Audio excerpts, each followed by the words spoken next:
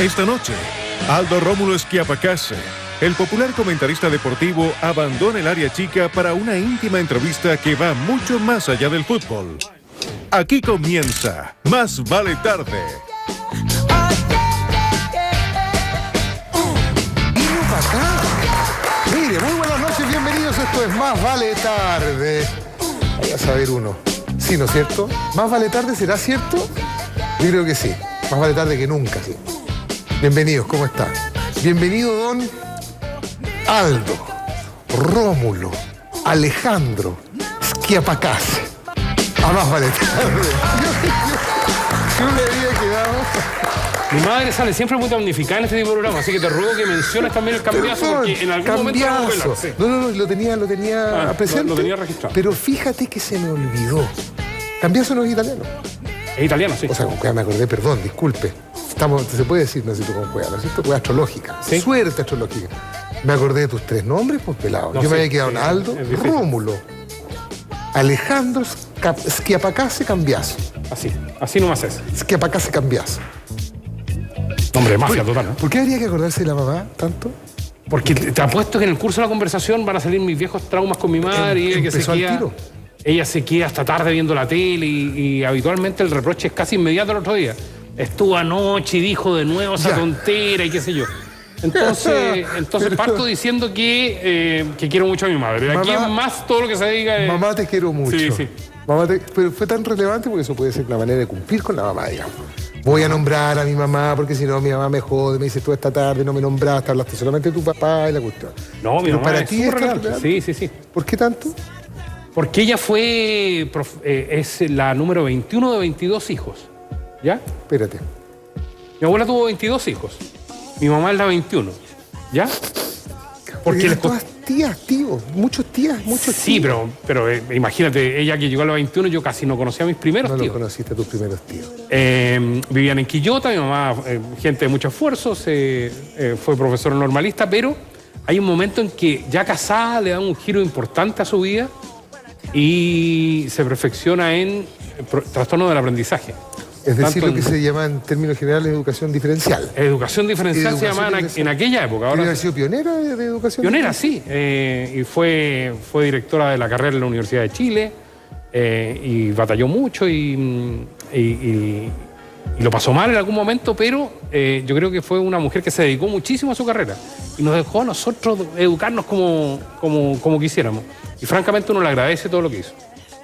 ¿Eso te vas dando cuenta ahora o era una cosa de la que uno está consciente a medida que va creciendo? Mi mamá está ahí, ella se está sacando la mugre, una mujer de esfuerzo, no lo está pasando bien, ahora lo está pasando mejor, está haciendo algo importante en materia de educación. No, nos dimos siempre cuenta, fue una educación liberal, si tú quieres, no con una madre permanentemente presente, sino más bien con una madre que trabajaba mucho. Pues de hecho, porque era muy inusual. Sí. La mamá estaba en la casa hasta hace muy... Y salió a hacer cursos de perfeccionamiento al extranjero, me dejaba a mí a cargo de la casa. ¿No era conflicto en la casa? No, para nada. ¿Con el papá tampoco? Es que mi papá era agricultor, es agricultor. ¿Sí? Y mi papá estaba poco también en la casa. Entonces la administración de la casa se me dio desde chico, es lo que yo agradecía mucho. ¿Tú, el menor? El mayor. El mayor. Sí. O sea, también te tocó asumir responsabilidades ahí, ¿no? Sí. Bueno, lo pasé bien. ¿Sí bien? Sí. ¿Y son el mismo tono en el que tú crías a tus hijos? No, pero para nada.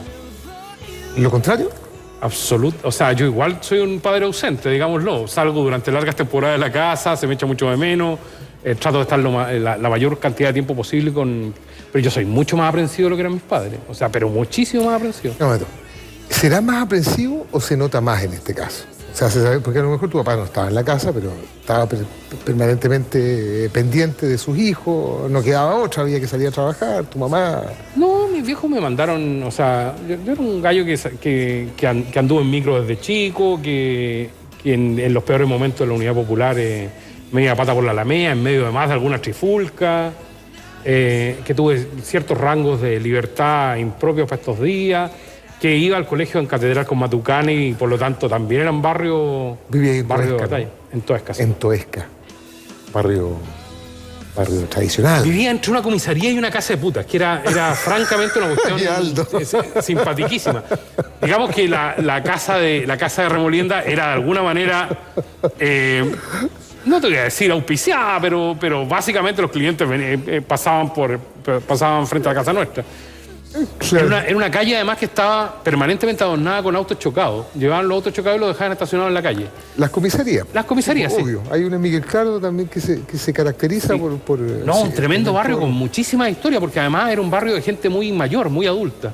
Teníamos muy pocos amigos y los únicos amigos eran extrañamente algunos que vivían en un pasaje que quedaba cerca, pero había dos niñitas que eran hijas de la señora que regentaba la casa de prostitución. La, Un día- la cabrona. La cabrona, sí. La cabrona. Y un día mis papás llegaron, mi papá, mi mamá venían de alguna parte, llegaron en la camioneta y nos pillaron tomando tecito con las dos niñas en el antejardín de la casa. Ustedes sabiendo exactamente quiénes eran, a qué se No dedicaban. teníamos demasiada ¿Qué edad idea. tenían? Digamos. Eran cabras chicas de al lado, yo te digo, 8, 9 años. Ah, pues chico. No, más chico te diría yo, porque tomar tecito ya no es de 8, 9 años. Yo te diría 7, 8 años. Lo que les llamó profundamente la atención. No, ni nos retaron ni nada por el estilo, pero nos dijeron que anduviéramos por cuidado y que por nada del mundo tomáramos tecito dentro de la otra casa. Afuerita. En el piso de abajo vivían lo que se denominaba las señoritas modistas. Y en el piso de arriba estaba la casa en cuestión. Pues eso es un guión, ¿ah? Es O sea, un podría ser el comienzo de un guión. Ah, no, sí, pero no. La principal historia de ese barrio es la historia del golpe de Estado. Al frente estaba la Escuela de Ingeniería de la Universidad de Chile, Ajá. que fue allanada de manera particularmente extraña, porque todavía es un edificio alto y en algún momento aparentemente salió un disparo de al frente, lo que motivó que mandaran ráfagas y ráfagas de metralleta desde la comisaría sin que se atrevieran a entrar ese día de la noche, pero al día siguiente hicieron el allanamiento. Pero te quiero contar que en la comisaría al lado nuestra había un oficial de menor rango, que era Black Demon, que era el gallo que luchaba en los Titanes del Ring, interpretando a Black Demon, ¿ya? Pero ahí usaba capucha. Usaba capucha y esas cosas, pero aquí era carabinero. Y ustedes sabían perfectamente que este señor, que está ahí, el Black Demon. No que solo usa eso, iba a mi capucha. casa a tomar once y nos mostraba las fotos de los Titanes del Ring y se convirtió casi en un habitué de la casa porque nos contaba historias y esas cosas. ¿Viste que es un guión? Protagonista el cabro chico ahí. El guión es peor aún, ¿Ya? porque un día algo le pasó a Black Demon que se disparó y la bala rebotó y le pegó en el brazo. Entonces quedó herido en el brazo y andaba con yeso. Y por alguna razón que no hemos logrado determinar en el tiempo, Black Demon, viste que mi mamá después se enoja por esto, por contar esta joda historia. Black Demon fue y se duchó en mi casa. Se duchó en mi casa, Black ¿Por qué no Demon. te acordás por qué? Porque no sé, porque las duchas al lado eran muy rascas, qué sé yo. Nosotros teníamos una comunicación muy Convivencia, cercana con los claro, carabineros. exactamente. Nosotros íbamos a bañar en la piscina, los carabineros, que era una piscina en condiciones higiénicas paupérrimas, que era donde tiraban los curados en las mañanas. Tú y tus A mis hermanos, sí. tú y tus hermanos, que tú tenés tres. Tres hermanos. Nelly, Paulina, Y Pedro. Nelly, Paulina, Pedro. Y Aldo. Exactamente. Ya. Bueno, Black Demon fue, se duchó, se puso una bata de mi papá y un pañuelo de seda de mi abuelo. Y así se paseaba por la casa cuando una vez más llegaron mis padres y lo sorprendieron. Y ahí sí que hicieron un escándalo, pero patagüino. Y aparentemente a Black Demon lo echaron o lo trasladaron.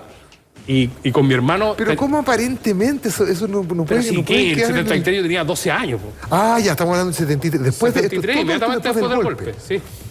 Y ¿Black Demon era golpista? Black Demon era carabinero, por lo tanto sí, Sí. golpista, pero era Black Demon. Nosotros Ya. sospechábamos que en cualquier momento, en cualquier pasaje, en cualquier parte, nos encontrábamos con Black Demon que no iba a sacar la cresta por haberlo denunciado y por haberlo echado a carabinero y esas cosas. Así que vivimos atemorizados durante ¿Pero mucho qué tiempo. tuvieron que ver ustedes con la expulsión o con el traslado de Black Demon? Bueno, básicamente que Black Demon se paseaba en bata con un pañuelo de seda en una casa donde había cabros chicos, 4 cabros chicos, ¿te parece poco? Y donde mi abuela que era particularmente permisiva, dejaba que todo esto pasara. Así que eso fue. A lo mejor a tu abuela le gustaba Black Demon. Le gustaba. El tema siguió después del golpe, Álvaro. Mi abuela tuvo 22 hijos. Yo creo que a esa altura ya francamente no le gustaba a nadie. Lo único que quería era olvidarse del tema sexual. Y lo peor vino después, porque la casa que estaba detrás de nosotros era la embajada de España durante mucho tiempo. O sea que viste pasar gente asilándose. No. Ahí llegó Rafael, ponte tú, en su mejor época. Ok, Cuando nosotros nada que vivíamos en esa casa. Nada que ver. con la... Pero la embajada de España había pasado no sé qué cosa y ahí se fue el cuartel general de la CNI, de la DINA. En una casa donde yo abría la puerta de la terraza y ya estaba en la universidad. Yo te estoy hablando como del 79, 80. Y salía a fumarme un cigarro a la terraza y veía cómo se empezaban a cerrar todas las ventanas del cuartel general de la CNI. Cuando tú Había un salías. weón fumando. Claro. Y cuando pasaba tarde en las noches, me encañonaban, pero consistentemente, digamos. Es decir, tenía que presentar el carnet, ir a decir quién era, que vivía a la vuelta. Y eso me pasó muchísimas veces hasta que me cabrí y me fui, digamos. ¿Estabas consciente de lo que estaba pasando en Chile en ese minuto? Sí, absolutamente, sí. O sea, de hecho, yo salía a fumar básicamente para asustarlo. Era un pequeño guiño, digamos. Y al frente estaba el cuartel general de la CNI. O sea, lo que era la Escuela de Ingeniería de la Chile se transformó en el cuartel general de la CNI. Por lo tanto, el barrio se puso muy pesado en algún momento. ¿Para ti? ¿Para la familia? Para mi familia no, porque vendieron la casa convenientemente, tenía unos sótanos preciosos y esas cosas, y buhardilla, era una casa grandota de 3 pisos. Mis papás se fueron un poco después que yo, pero el barrio se había puesto malacatoso y malo. Es decir, Y atiende términos políticos, tú ya estabas en la universidad ya, en periodismo en la Universidad de Chile. Sí. ¿Alcanzaste a entrar? ¿Cuándo se cerró la carrera? no se cerró, se había cerrado... No se alcanzó a cerrar, nunca se cerró. ¿Nunca se cerró la No, carrera? a nosotros nos tocó un periodo raro porque nos habían metido mucho... Cerraron nuestras carreras y los metieron a periodismo. Entonces a periodismo entraban 25 alumnos en mi época. Nosotros fuimos 25. Pero los 2 cursos anteriores entraron 148, ponte tú. Entonces echaban a 85 por año. Y la carrera se puso un poco tenebrosa porque era muy exigente. O sea, imagínate, para echar a 85 alumnos por nota, a nosotros se nos puso bien exigente. Pero nosotros entramos 25 y no hubo más ingresos masivos por eso. ¿Y cómo se vive ahí esos los primeros años de la dictadura? ¿Cómo vives en esa época en la Universidad de Chile? En la Universidad de Chile, la intervenida Universidad de Chile. Nos tocó pesado porque la Universidad de Chile, la Escuela de Periodismo quedaba detrás del Pedagógico. Claro. O sea, quedaba para el lado de Dr. Yoho. Doctor Yoho. Y nos cerraban la puerta, nosotros no podíamos entrar al Pedagógico, lo que nos implicaba una serie de costos terribles. En mi caso, el casino, ponte tú. No podía ir al casino. Pero además había muchas manifestaciones y esas cosas. Pero claro, no ir al casino porque era... porque estaba cerrada la reja, porque no podía pasar. Pero el casino era importante porque... Con la paila de huevo a las 10 de la mañana, Con y la el paila Berlín de a las huevo. 12 y esas cosas. Entonces teníamos que dar la vuelta por Grecia, que era una vuelta gigantesca. Pero lo pasamos mal porque en esa época, entrar a estudiar periodismo el año 78, como me tocó 78. a mí, tú, o sea, definitivamente ya no, o sea, periodismo político no querías hacer. Era la época que tú elegías más o menos qué querías hacer en la vida. Yo quiero trabajar en contacto con el Nano Holguín. Tu especialidad, digamos, sí. tú. Sí, y yo entré básicamente porque quería ser periodista de cine. A mí me gustaba mucho el periodismo cinematográfico. Pero desde que en los 4 años que estuve en la universidad se estrenó una película, Julio. No, se había estrenado antes, Julio comienza en julio. Se estrenaron solo películas de Cristian Sánchez en aquella época. Y no había una industria del cine en Chile. Y básicamente me conquistaron en primero para el periodismo deportivo. Empecé a trabajar en primer año de la escuela en el periodismo deportivo. ¿Eso te llegó? Sí. ¿No lo elegiste? No, para nada. ¿Te eligió? ¿Te gustó? Me gustó, pero me gustó básicamente porque yo era un gallo muy resistido en la universidad. Era medio penno, era bien pesado, tenía un humor irónico. Mi Andabas compañero con Mogoño andaba. Sí, con Moguño. ¿Moguño se llama? Moguño, Moguño. sí. Moguño. No me pescaban. O sea, hay célebre anécdota que yo me subí a una micro y mis compañeros se bajaban por la puerta de atrás. Ponte tú, era... Pero eso es verdad, no, es absurdo. Marco Antonio Gumcille, con el que trabajo hasta hoy día, confiesa que yo me subí a la micro y él se bajaba por atrás. ¿Qué te hacía tan insoportable, Aldo? El humor, básicamente. Era un gallo pesado, de humor lacerante, de humor venenoso.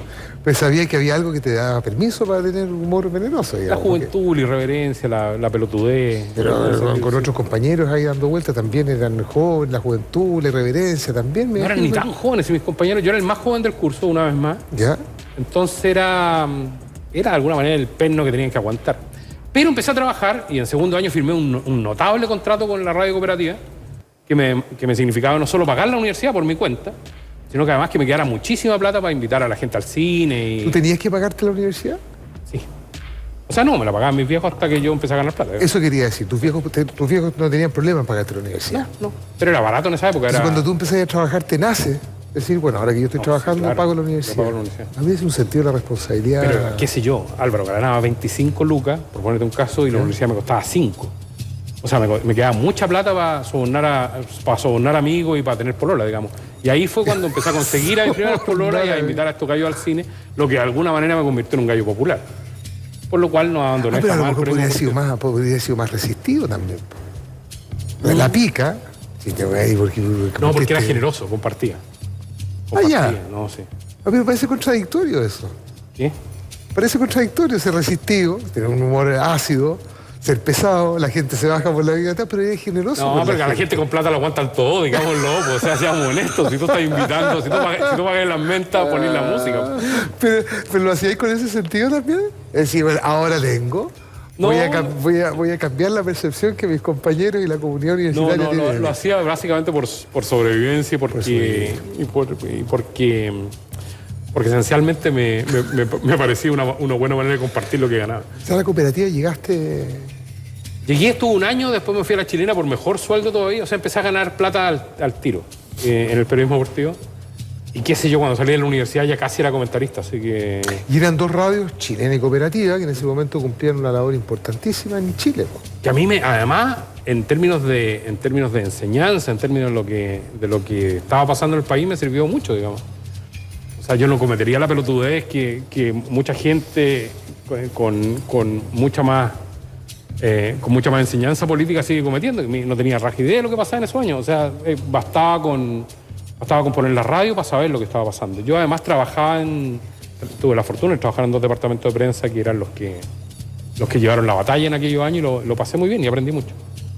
Estar en el periodismo deportivo, por ejemplo, no quiere decir que no hubiese un sesgo, ¿no es cierto? Es decir, estás en la radio cooperativa, estás en la chilena, haciendo periodismo deportivo, pero de todas maneras uno expresa su opinión, o uno quisiera creer que se está expresando una opinión incluso al momento de estar abordando un encuentro deportivo. Ah, no, sin duda. O sea, yo encuentro que... Te sentías puesto con una camiseta puesta, digamos. Sí. Además, yo soy de los que creo que el fenómeno futbolístico no se reduce a la pelota y al 4-4-2. Yo creo que representa fenómenos sociales y representa...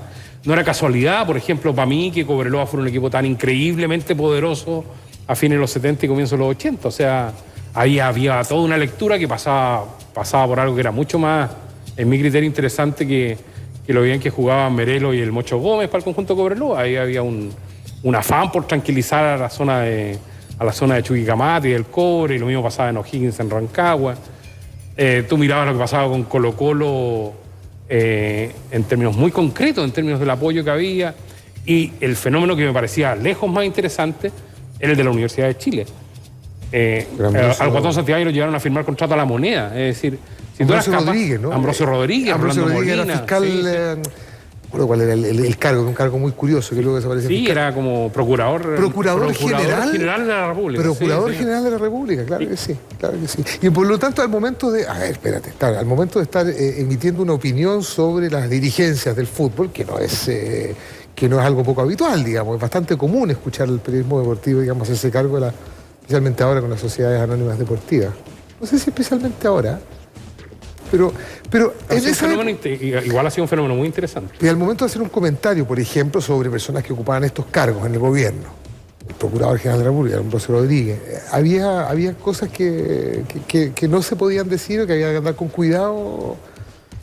Estaba ofendiendo al Procurador General de la República, no al presidente de la Chile, digamos. ¿Sabes que una de mis épocas más conflictivas y tormentosas fue cuando trabajé en La Nación? La Nación en el año 84 armó un notable equipo deportivo, ¿ya? Y era el diario de gobierno, y a mí, pero me dolió en el alma, porque originalmente nos dijeron que iba a ser un proyecto aparte, que iba a ser una revista aparte, y esa cuestión, obviamente comprendieron que era absurdo, y metieron a todo este equipo deportivo a trabajar en La Nación. Yo con ideas de izquierda tenía que trabajar para el diario oficialista, para el diario de Pinochet, digamos. Y para mí fue terrible. Fue terrible porque por un lado estaba Héctor Vega de director, y para mí era todo un orgullo, había un grupo de periodistas jóvenes increíble, que iba a poco rato yo a llegar a dirigir, muy joven, 25 años. Así que, aprovechando mi amistad y esas cosas, me puse a escribir bajo seudónimo en la revista Análisis. ¿Ya? Todas estas cosas que no podía decir en La Nación, las contaba en el Análisis bajo el seudónimo de Tulio Angelotti, que por lo demás me lo puso Pepe Carrasco, que al poco tiempo fue asesinado. ¿Tú eras Tulio Angelotti? Yo era Tulio Angelotti.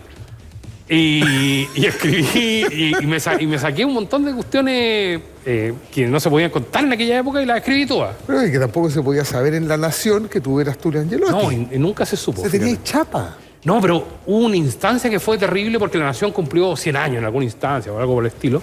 E hicieron una súper ceremonia. Una ceremonia donde además, en un estilo muy prusiano, muy militarista, muy pinochetista, eligieron a los mejores de cada sección. ¿Ya? Y yo salí elegido el mejor periodista. Y estaba sentado Pinochet para entregar los premios. Y empiezan a entregar los premios. Y yo, te juro, Álvaro, que sudé entero ese día, estaba mojado entero. Porque entregaban el premio al mejor operario de prensa, aplauso, se paraba Pinochet, entregaba el diploma y todo el cuento. Y dije, Pinochet me va a entregar un premio, cagué para siempre. O sea, yo me imaginaba las fotos del otro día en el diario y decía, o sea, perdía a todos mis amigos y esas cosas. No existía la opción de no recibir el premio. Ninguna, porque yo nunca supe. Bueno, y cuando anuncian a Aldo Esquiapacase, mejor periodista, me paro pero resignado, arrastro las patas hasta el escaño y el tipo que estaba de maestro de ceremonia, tal vez porque se abrió el cielo y un rayo lo iluminó o algo por el estilo, dice, puedo creer. Entrega el premio Juan Jorge Lazo, presidente del directorio. Debe ser el abrazo más apretado que he dado en mi vida, más apretado y rápido. Lo abracé, agarré el galvano y salí corriendo, no hubo ni foto, para que no existiera ni siquiera la remota posibilidad de que estuviera cerca. Así que sí, era una época jodida y complicada, pero yo al menos sentía que a través de estas crónicas, que además hay que entregar escondidas, nadie me podía ver entrar a la revista, era terrible. Y el Pepe Carrasco te puso Tulio Angelotti. Yo quería llamarme Tulio, el Tulio es mío, y él me puso Angelotti. No sé, me gustaba el nombre Tulio. ¿Tulio que es italiano, Tulio? Sí. Tulio. Pero parece Tula, era algo como lúdico. Y me puso Angelotti, no sé por qué, pero me gustó Tulio Angelotti. Y tenía ahí 25 años. Tulio, porque tenía algo como de Tula. Yo pensé que me iba a contar una historia de algún personaje del cine. Algún filósofo del siglo no sé cuánto. No, era Tulio porque... No, pero fíjate que también hay personajes que han hecho vida secreta. En una novela de Marco Antonio de la Parra, La secreta guerra santa de Santiago de Chile, que es un verdadero guion ese. Tulio Triviño. Te juro, sí, no, sí, son muchos. Perdón, Tulio Triviño, lo de 31 minutos. 31 minutos. No, este se llama Tulio... ya me voy a acordar. No. El personaje de esa historia es Tulio. El tercer Tulio más famoso de la historia de Chile. Pero podría haber mandado a Tulio a abrazar a Pinochet si que se diera el caso de que él te entregaba el premio. ¿Qué problema había con eso? ¿Ah? ¿Qué problema había con eso a final de cuentas? ¿Qué pasa si te hubiese entregado el premio y...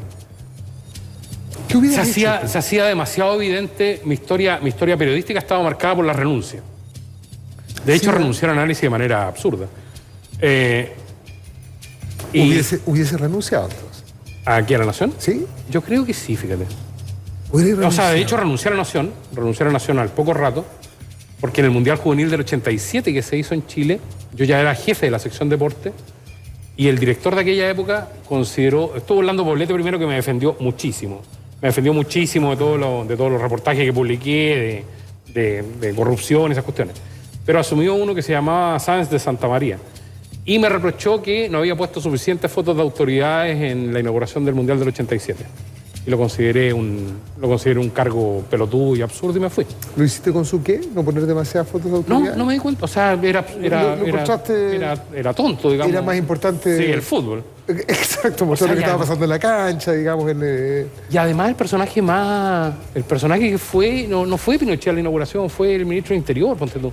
Entonces, por una foto del ministro de Interior inaugurando el Mundial me parecía pelotudo. Y renunciaste. Sí, renuncié. ¿Y tú dices que la historia de tu carrera deportiva ha sido... ¿Sabes por qué renuncié al análisis?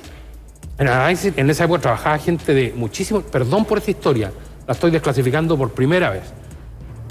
Y desmiéntanme si no es verdad.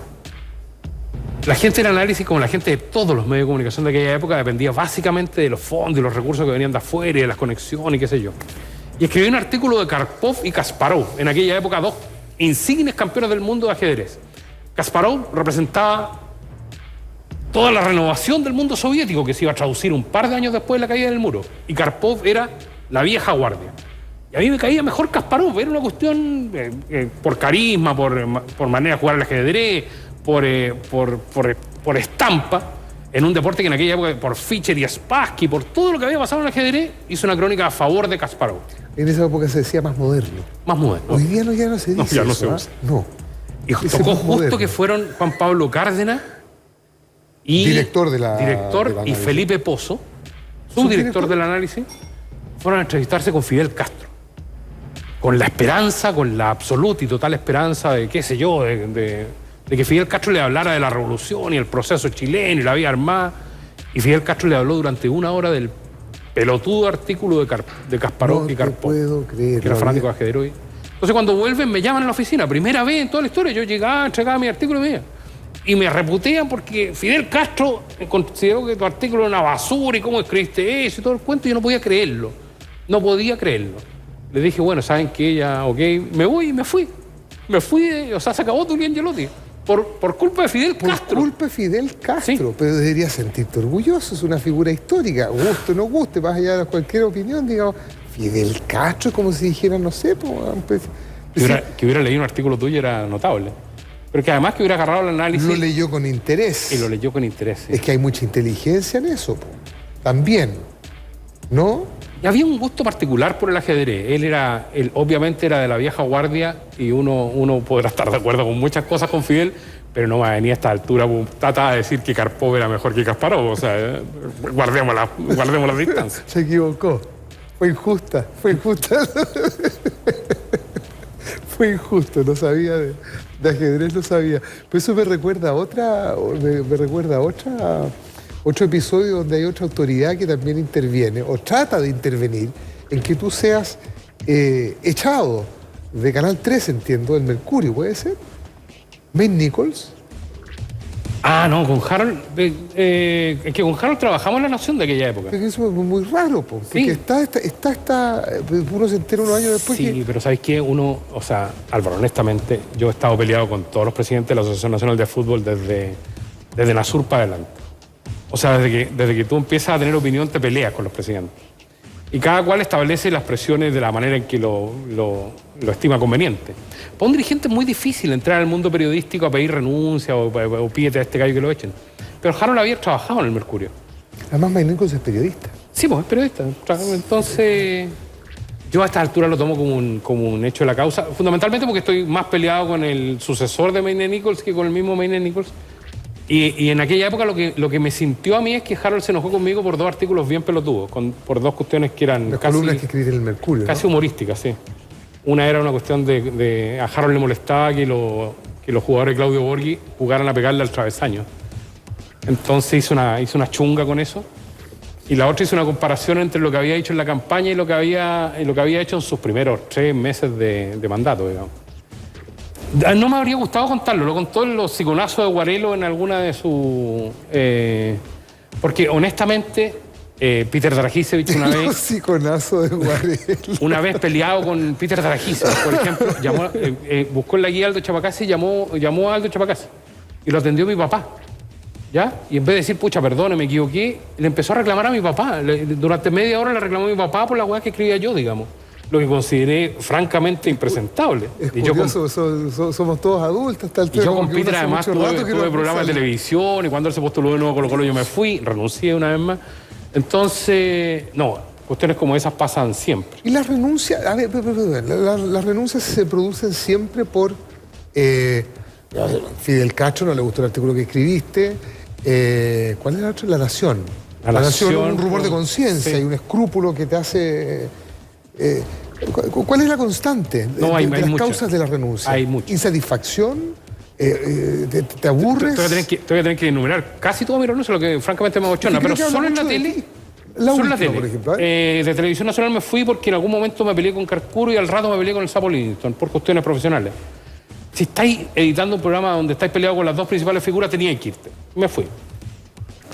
Del Mega me fui porque vine a hacer un programa que finalmente no hice y porque me pusieron a pelear con Mauricio Israel en el noticiero los domingos. La idea era que peleáramos. Y a mí me parecía que pelear con Mauricio era perder francamente el tiempo y te lo digo con todo cariño, ¿eh? Yo a Mauricio le tengo mucho respeto por algunas cosas que hizo. Entonces, después de una pelea memorable que salió en la portada de los diarios, me fui.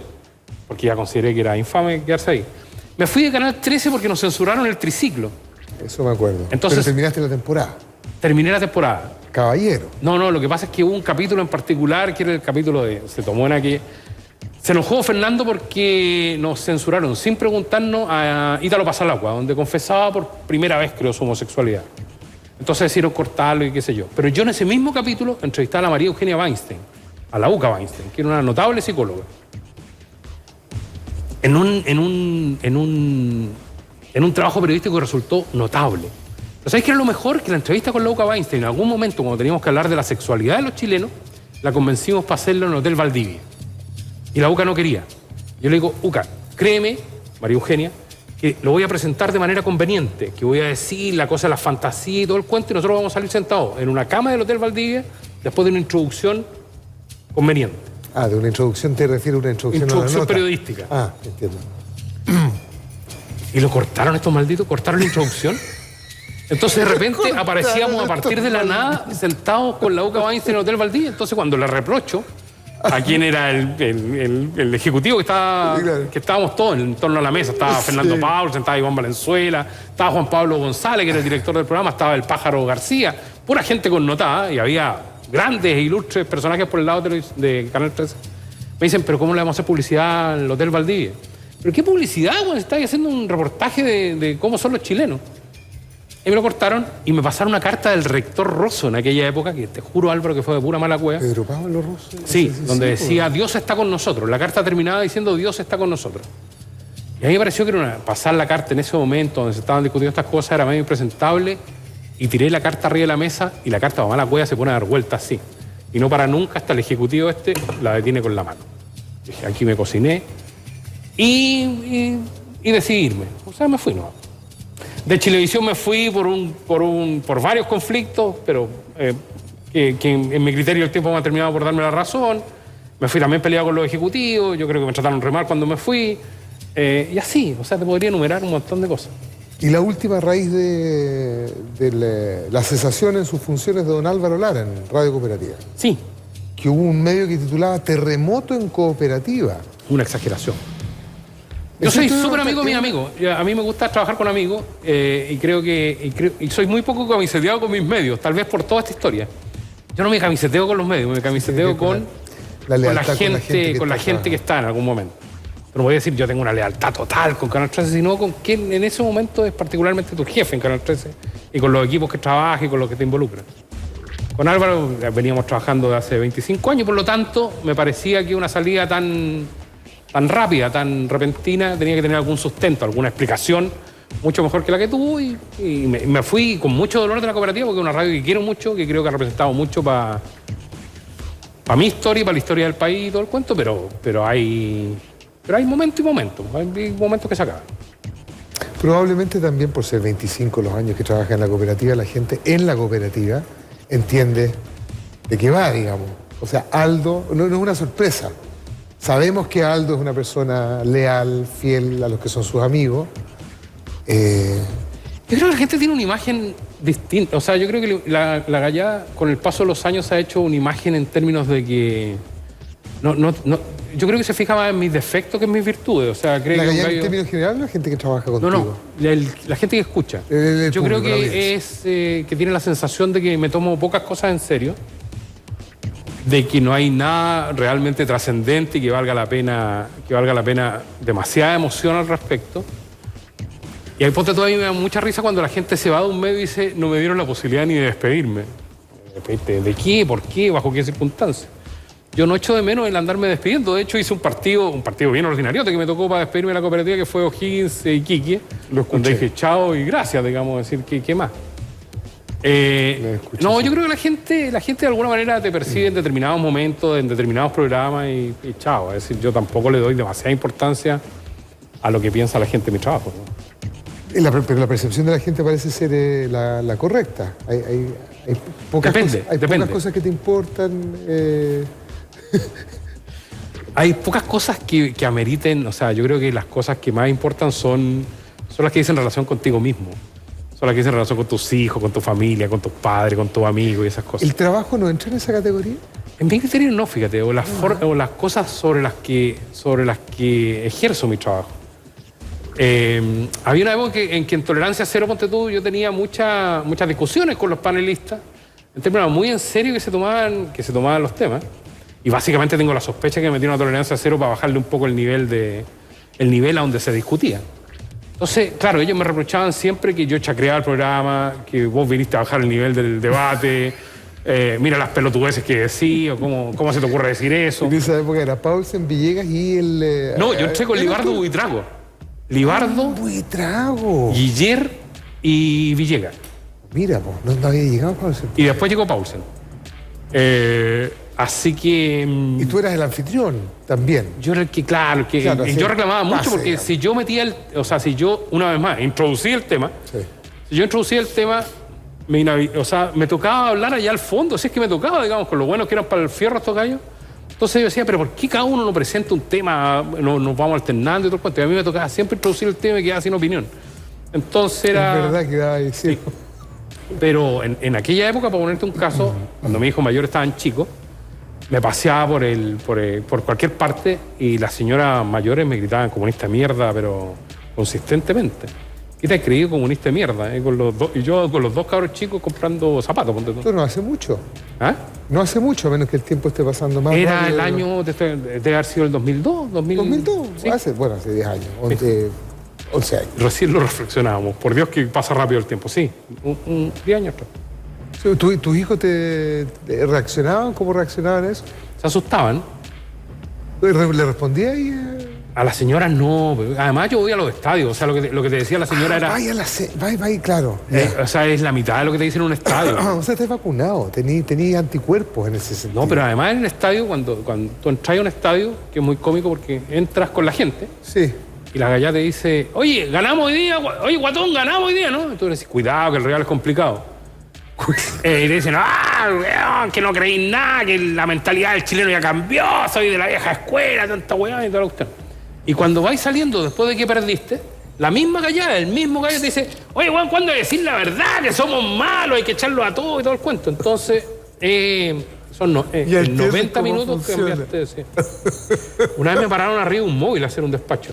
Entonces era estar parado arriba de un móvil con las luces encendidas. Era como atraer la atención de la gente.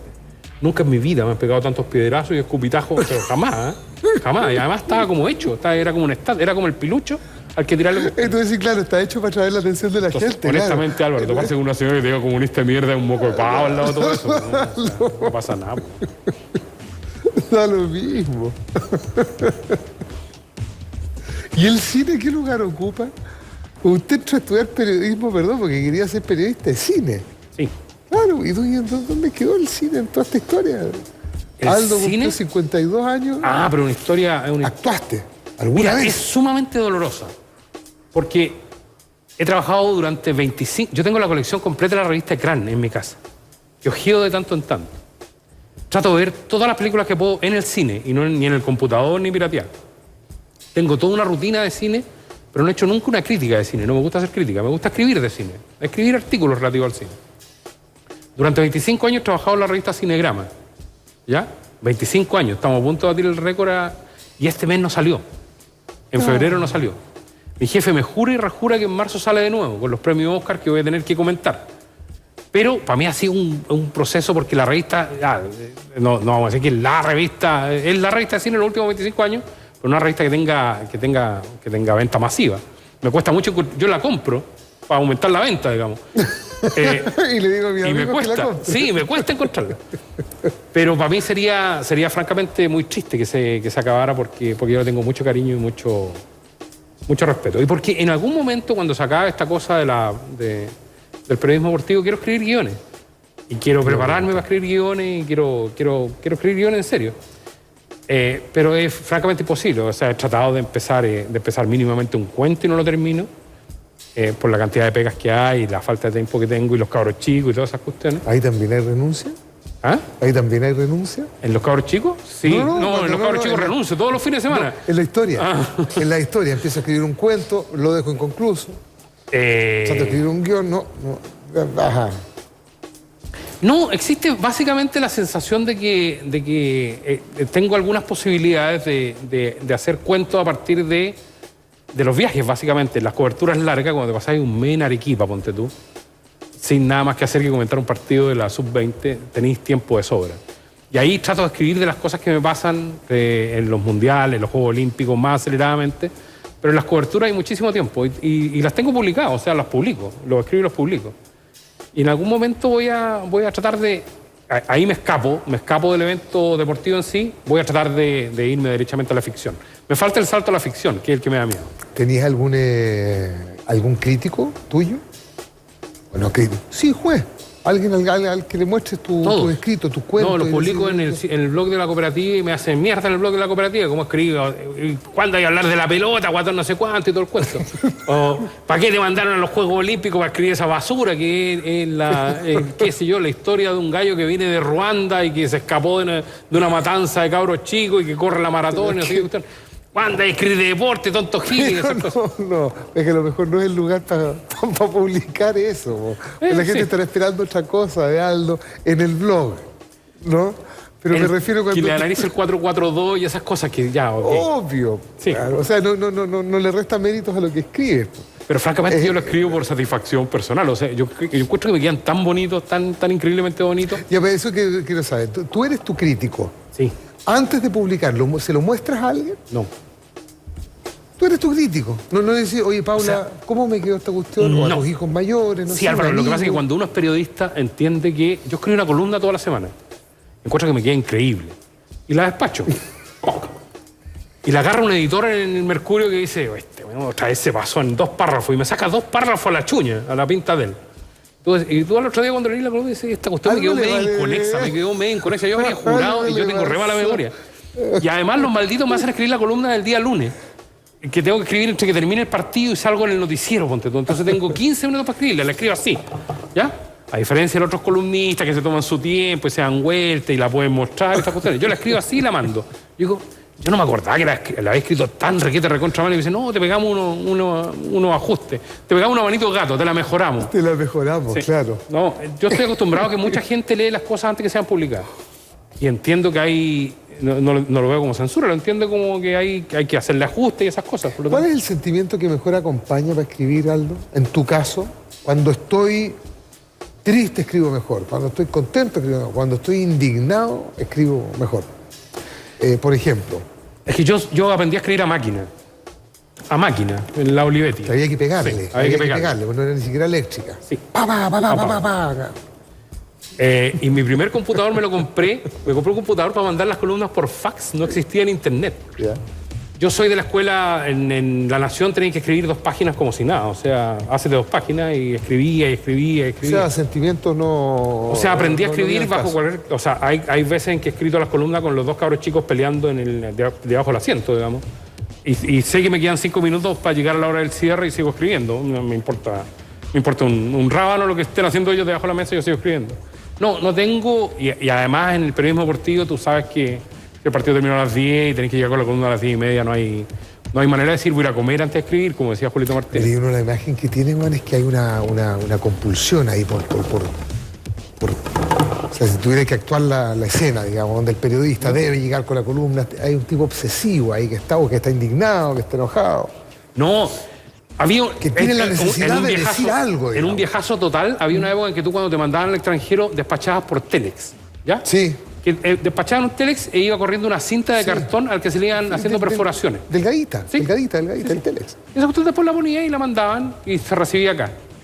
Y un día hice eso con un material enorme, o sea, 4 artículos, ponte tú, y la despaché por Telex. No había celular, llego al hotel, te estoy hablando del partido Chile-Uruguay, año 85 en el Centenario. Llego al hotel y digo, les llegó todo la raja, ¿no? El día previo al partido. No ha llegado nada, me dice. Pero ¿cómo nada? Si lo acabo de despachar, no llegó nada. Tuve que ir a hurgatear en un tarro de la basura en Montevideo. La cinta, o sea, era muy fácil porque era la cinta kilométrica, ¿ya? Y encontré la cinta kilométrica cortada como en 3 pedazos, con palta y con pedazos de carne y no sé qué cuestión.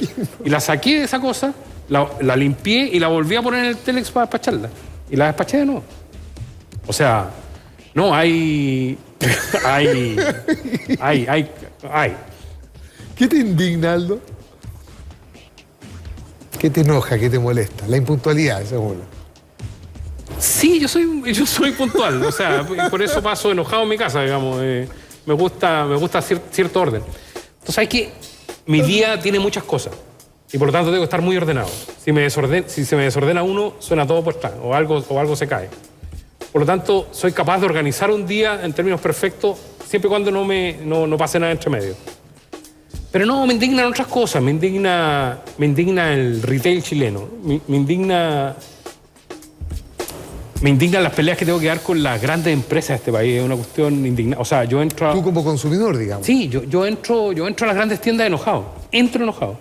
Entro sabiendo que me van a cagar. Entro sabiendo que alguien me va a tratar de hacer una trampa en el camino. Cada vez que contrato un plan de telefonía estoy cachando que aquí hay una trampa y que yo voy a tener que pasarme en eso. Me indigna tener que pedir que me expliquen cómo y de qué manera me están cagando, ¿cachai? Me indigna acumular millas y que no me las carguen. Me indigna la pelea con la empresa grande. Esas cuestiones me llevan a escribir largos mails, a aprovechar groseramente el nombre para pedir que me comuniquen con el subgerente de venta y no sé qué cosa. Es aprovechar groseramente el nombre. No, ¿sabes qué? Por último, empareja la cancha, en tu caso. Tienes el privilegio de emparejar la cancha. Sí, ¿no? Mira, te voy a contar una historia. Mi hermana vive en Alemania y vino una vez de Alemania a Chile y quiso comprar una mesa de comedor a mi mamá. Eligió una mesa de comedor con tan mala hueá que eligió justo una mesa de comedor que costaba la mitad si tenía la tarjeta de una casa comercial. Entonces me dijo, no, voy a sacar yo tarjeta que estoy en Alemania. ¿Por qué no vení? No quiero saber. Me vacunó con la tarjeta.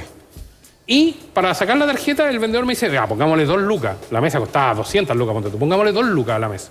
Ya. Pero te pago al tiro las 2 lucas. No se puede pagar al tiro, pero usted la paga la próxima semana. Y se me olvidó pagar las 2 lucas. Un año después, me llama alguien de cobranza para decirme que me están cobrando 50 lucas. 50 lucas. Un año después. Por las pinches 2 lucas que habían quedado metidas en esa tarjeta. ¿Multas más intereses? No, ni multas ni intereses, no, Álvaro. Ya. No había ni multas ni intereses. Había gastos de administración y un seguro de no sé qué mierda. Gastos de administración. O sea, una deuda de 2 a 50 en un año. Armé un escándalo de proporciones patagüinas, pero patagüinas. Pensé meter una querella por las 50 lucas. Pensé hacer una denuncia formal en televisión aprovechando mi buen nombre. Pensé hacer un sitting afuera de la tienda para... Y finalmente dije, ¿sabes qué? Estoy hinchando. Les tiré las 50 lucas arriba del mesón y prometí nunca más hacer nunca más meter. Ya te lo habías prometido, en realidad. Lo hiciste para hacer un favor a tu hermana que venía de Alemania y que le quería comprar una... Entonces, por eso te digo, cada vez que... Ahora es un caso, te pasa a ti, digamos.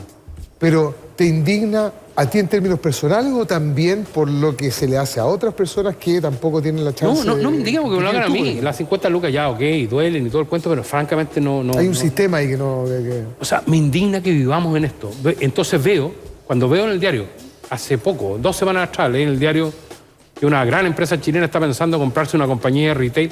Cuando veo, para no ponerte nombre, cuando veo la torre que hay acá en Sanhattan, digo... Ahí están mis 50 lucas, güey. Y ahí están las 50 lucas de toda la gente, y ahí están los intereses de toda la gente. Pero ¿cómo es posible que esto sea un tan pingüe negocio? O sea, ¿y cómo la gente tan generosamente se presta a una sociedad que yo encuentro tan indigna, que ya ni siquiera es sociedad de consumo? Yo creo que todo el mundo tiene el derecho al consumo. Pero ¿sabéis qué? Cuando hay un lote de empresarios confabulados y concertados, para que ese consumo sea sobre la base del crédito, del endeudamiento y la infelicidad de las personas, tú decís, oye, parémosla, güey. ¿Esto es parte del moguño? ¿Lo alienta? ¿Podemos explicar a la gente lo que es el moguño, además? El moguño es una herencia de mi padre, que es genovés. De Rapalo. De Rapalo. Y que si tú conversas con él, te está permanentemente reclama por todo. Reclama por la temperatura del agua, reclama porque dejaron la ventana abierta, reclama por el gallo que viene a chorear los libros, reclama por todo. Y durante mucho tiempo dije, que reclama, hasta que me sorprendí a mí mismo en lo mismo, ¿ya? Reclamo por todo. Y reclamo no es mala, sino que reclamo casi por deporte, ¿ya? El taco, puta, no sé qué cosa, oye, otra vez esta cuestión y todo el cuento. Y el moguño es una forma de ver la vida que tiene una doble lectura. Una que efectivamente reclama, y segunda, como la he tomado yo, que si tú miras pesimistamente todo lo que te va a pasar, vaya a ser un viaje no sé dónde y tú decís, no, algo me va a pasar. No, aquí va a quedar la cagada. Aquí me van a cagar, aquí me van a... Es una predisposición genética, entonces. Que a la larga valoráis más lo que te pasa. Claro. ¿Ya? Porque nunca te va a pasar todo lo malo que te imaginaste, digamos. Entonces encontrás que todo es mejor. Vamos a ver en la siguiente nota, entre otras... Moguño, son los distintos aspectos de un genio que adivinamos en Aldo, Rómulo, Alejandro, Schiapacase, Cambiaso. Ahí la hice yo. Muy bien. Usted seguramente se imagina a un Aldo Schiapacase bonachón, buena onda, atrevido.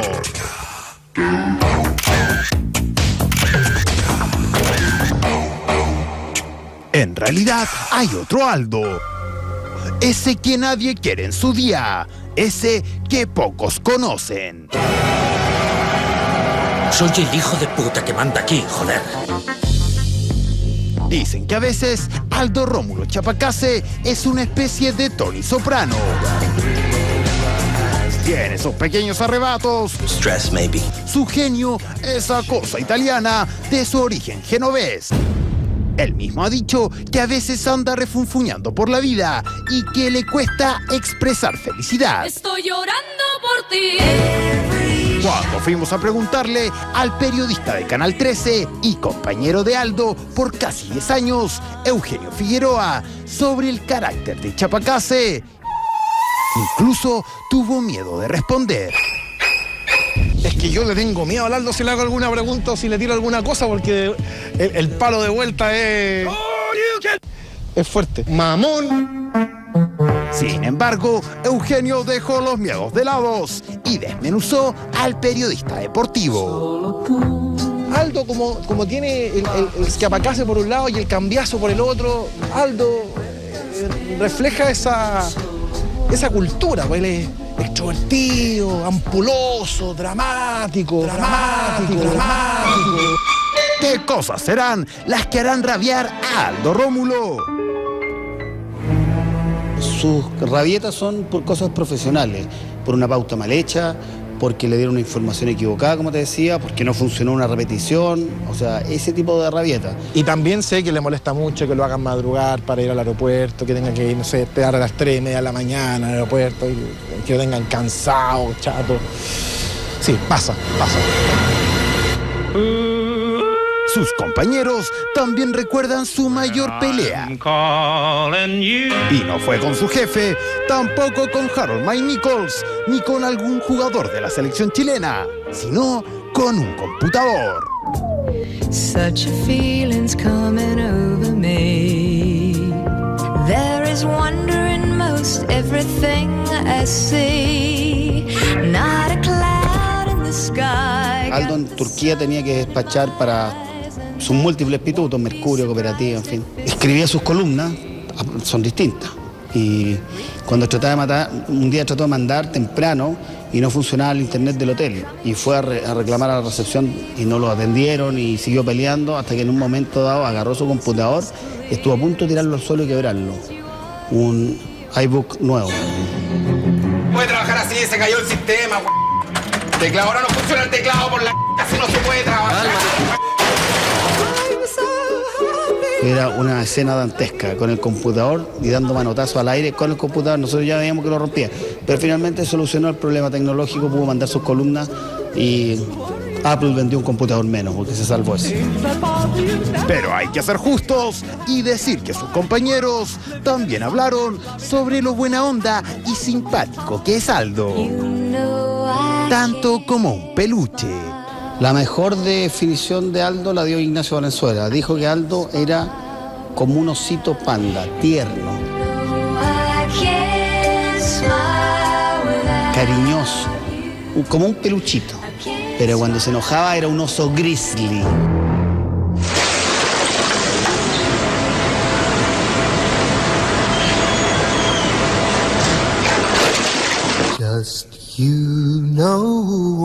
Temible, terrible. Creo que eso lo retrata. Hoy el periodista deportivo se prepara para Brasil 2014. Un nuevo mundial que, según dicen, lo tiene bien feliz y con el genio más calmado. Ahora, si se le cruza un computador, nunca se sabe. Ahí está, hemos seguido conversando con Aldo Rómulo. Alejandro, Chapacase Cambiazo. Alguien sacó su apellido. Ahí tiene el Chapacase por un lado, el Cambiazo por el otro. La mejor definición es la de Ignacio Valenzuela, es la nota que veíamos antes del corte, ¿eh? Es una derivación. Una vez me pidieron una definición a mí en términos sentimentales. Yo dije que yo era como un osito de peluche. Ah, pero Ignacio... Que las mujeres lo querían, que era tiernito, lo dejaban siempre arriba de la cama, no debajo. Ah, no debajo de la... Sí. Y ahí empezó una derivación interna. Pero lo que pasa es que las convivencias, uno no entiende lo que son las convivencias La gallá cree que a uno lo mandan a una y dice, uy, te pasaste, te la mandaron a Mundial. Te vaya a Brasil, Sí. Y es cohabitar con un grupo de 20 gallos que tienen necesidades, intereses distintos. Ponte tú, cuando a mí me toca dormir con el negro Palma, ¿ya? Mi amigo Claudio Palma. En el mismo dormitorio. No, nos ha tocado pocas veces, pero de repente nos toca, ¿ya? Porque no hay disponibilidad hotelera, porque no sé qué cuestión. Palma no se acuesta, no se queda dormido nunca antes de las 3 de la mañana, ¿ya? Y ve tele, se da vuelta, fuma. Tú te dormís temprano. Y yo me duermo a las 11, ponte tú. Pero además yo me levanto a las 8, casi siempre, o sea, estoy despierto a las 8. Y Palma, si lo despertáis desde las 12, anda de mal genio todo el día. Entonces, él llega así a acostarse, yo me levanto así, y es una cuestión muy compleja. Hay gente, y además cuando tienes que entrar a convivir 24 horas al día con un equipo grande, obviamente se producen... Eugenio Figueroa, por ejemplo, que recién hablaba. Un día estábamos en los Juegos Olímpicos de Londres, una instancia a la que yo fascinado fui y me lo pasé muy bien. Pero había transmitido 4 horas levantamiento de pesa. 4 horas levantamiento de pesa. Y era levantamiento de pesa y todo el cuento. Y tú decís, vine y estaba encerrado en un estudio de 3x3 Vine a transmitiendo los Juegos levantamiento de pesa. Olímpicos, a ver. Entonces, en algún momento, cuando ya el 14º guatón gigantesco levantó las pesas, ¿qué hago metido en este momento levantando levantamiento de pesa? Bueno, afuera está Londres, Guarero estaba en el estadio transmitiendo atletismo. Y a este se le ocurre echarme una talla al respecto. Y yo solo lo miré, lo fulminé, lo maté con la mirada, Figueroa. Y rompí un lápiz. ¿Ya? O sea, lo miré y rompí un lápiz. Así porque estábamos al aire. Está bien enojado. O sea, sí, porque me estaba agarrando por el palanqueo para estar transmitiendo levantamiento de peso. Y el pobre Figueroa, o sea, con suerte siguió hablando. Porque fue tanto mi enojo expresado solo en ojos y en lápiz que pensó que yo era un ogro. ¿Pero el computador fue así también? ¿Cómo lo cuentan o cómo se ve en la... No, pero estos en el gallos son comercial? frescos. En los mismos Juegos Olímpicos llegué y dije, ¿cuál es el mesón nuestro? Ese. Ah, ¿y el computador? ¿Y el computador me dice? Perdón, vamos a transmitir Juegos Olímpicos sin un computador con datos generales de los juegos y donde está ahí. No, que vamos a usar no sé qué, la cuestión. Está allá, me dicen. No en el mesón de... No, está allá. ¿Y para qué mierda me decís? No, le hice un escándalo, pero patagüino. Fue peor ese que el de Turquía. Pero es que yo me enojo poco, pero cuando me enojo... ¿Pero qué? ¿Agarrarla con el lápiz, por ejemplo? ¿El teléfono, por ejemplo? ¿Tú andas con teléfono? Sí. ¿Sí? Pero lo veo... Agarráis, No. Soy de enojo... Ustedes lo contáis con humor. Es que mirado a la distancia son cómicos. Divertido. Es decir, claro, si llegan los ingenieros y empiezan a tirar el cable y lo pasan por debajo y todo el cuento y finalmente te ponen el computador en el mesón, tú dijiste, ya, pasó. Pero un día antes que empiecen los Juegos Olímpicos, decir cuál es mi mesón ese y que no haya computador, es raro. Que se te caiga, yo soy un gallo que pelea mucho con la tecnología, entonces me parece que si estás en un hotel decente, en medio de una cobertura periodística de un mundial juvenil, mínimo que te pongan una señal, ¿no? ¿No tenéis que pedir disculpas después? Sí, no, Ese es habitualmente el tic completo. No, sí, y habitualmente las pido. Claro, porque el hábito puede ser ese. Ya, ok, listo. Esto no lo voy a corregir, soy de romper cuestiones. Entonces tengo esos arranques explosivos, pero pido disculpas al... No, total. Porque además entiendo que es un momento determinado. ¿Y con tu familia, con tus hijos? No, soy de poco enojo con ellos. O sea, soy más bien el consentidor de la casa, más que el que pone normas. O sea, yo soy un gallo que tiene para sí mismo muy pocas normas. Me parecería una frescura sin parangón andar poniendo normas estrictas, digamos. ¿Hay alguno de tus hijos que haya heredado el moguño?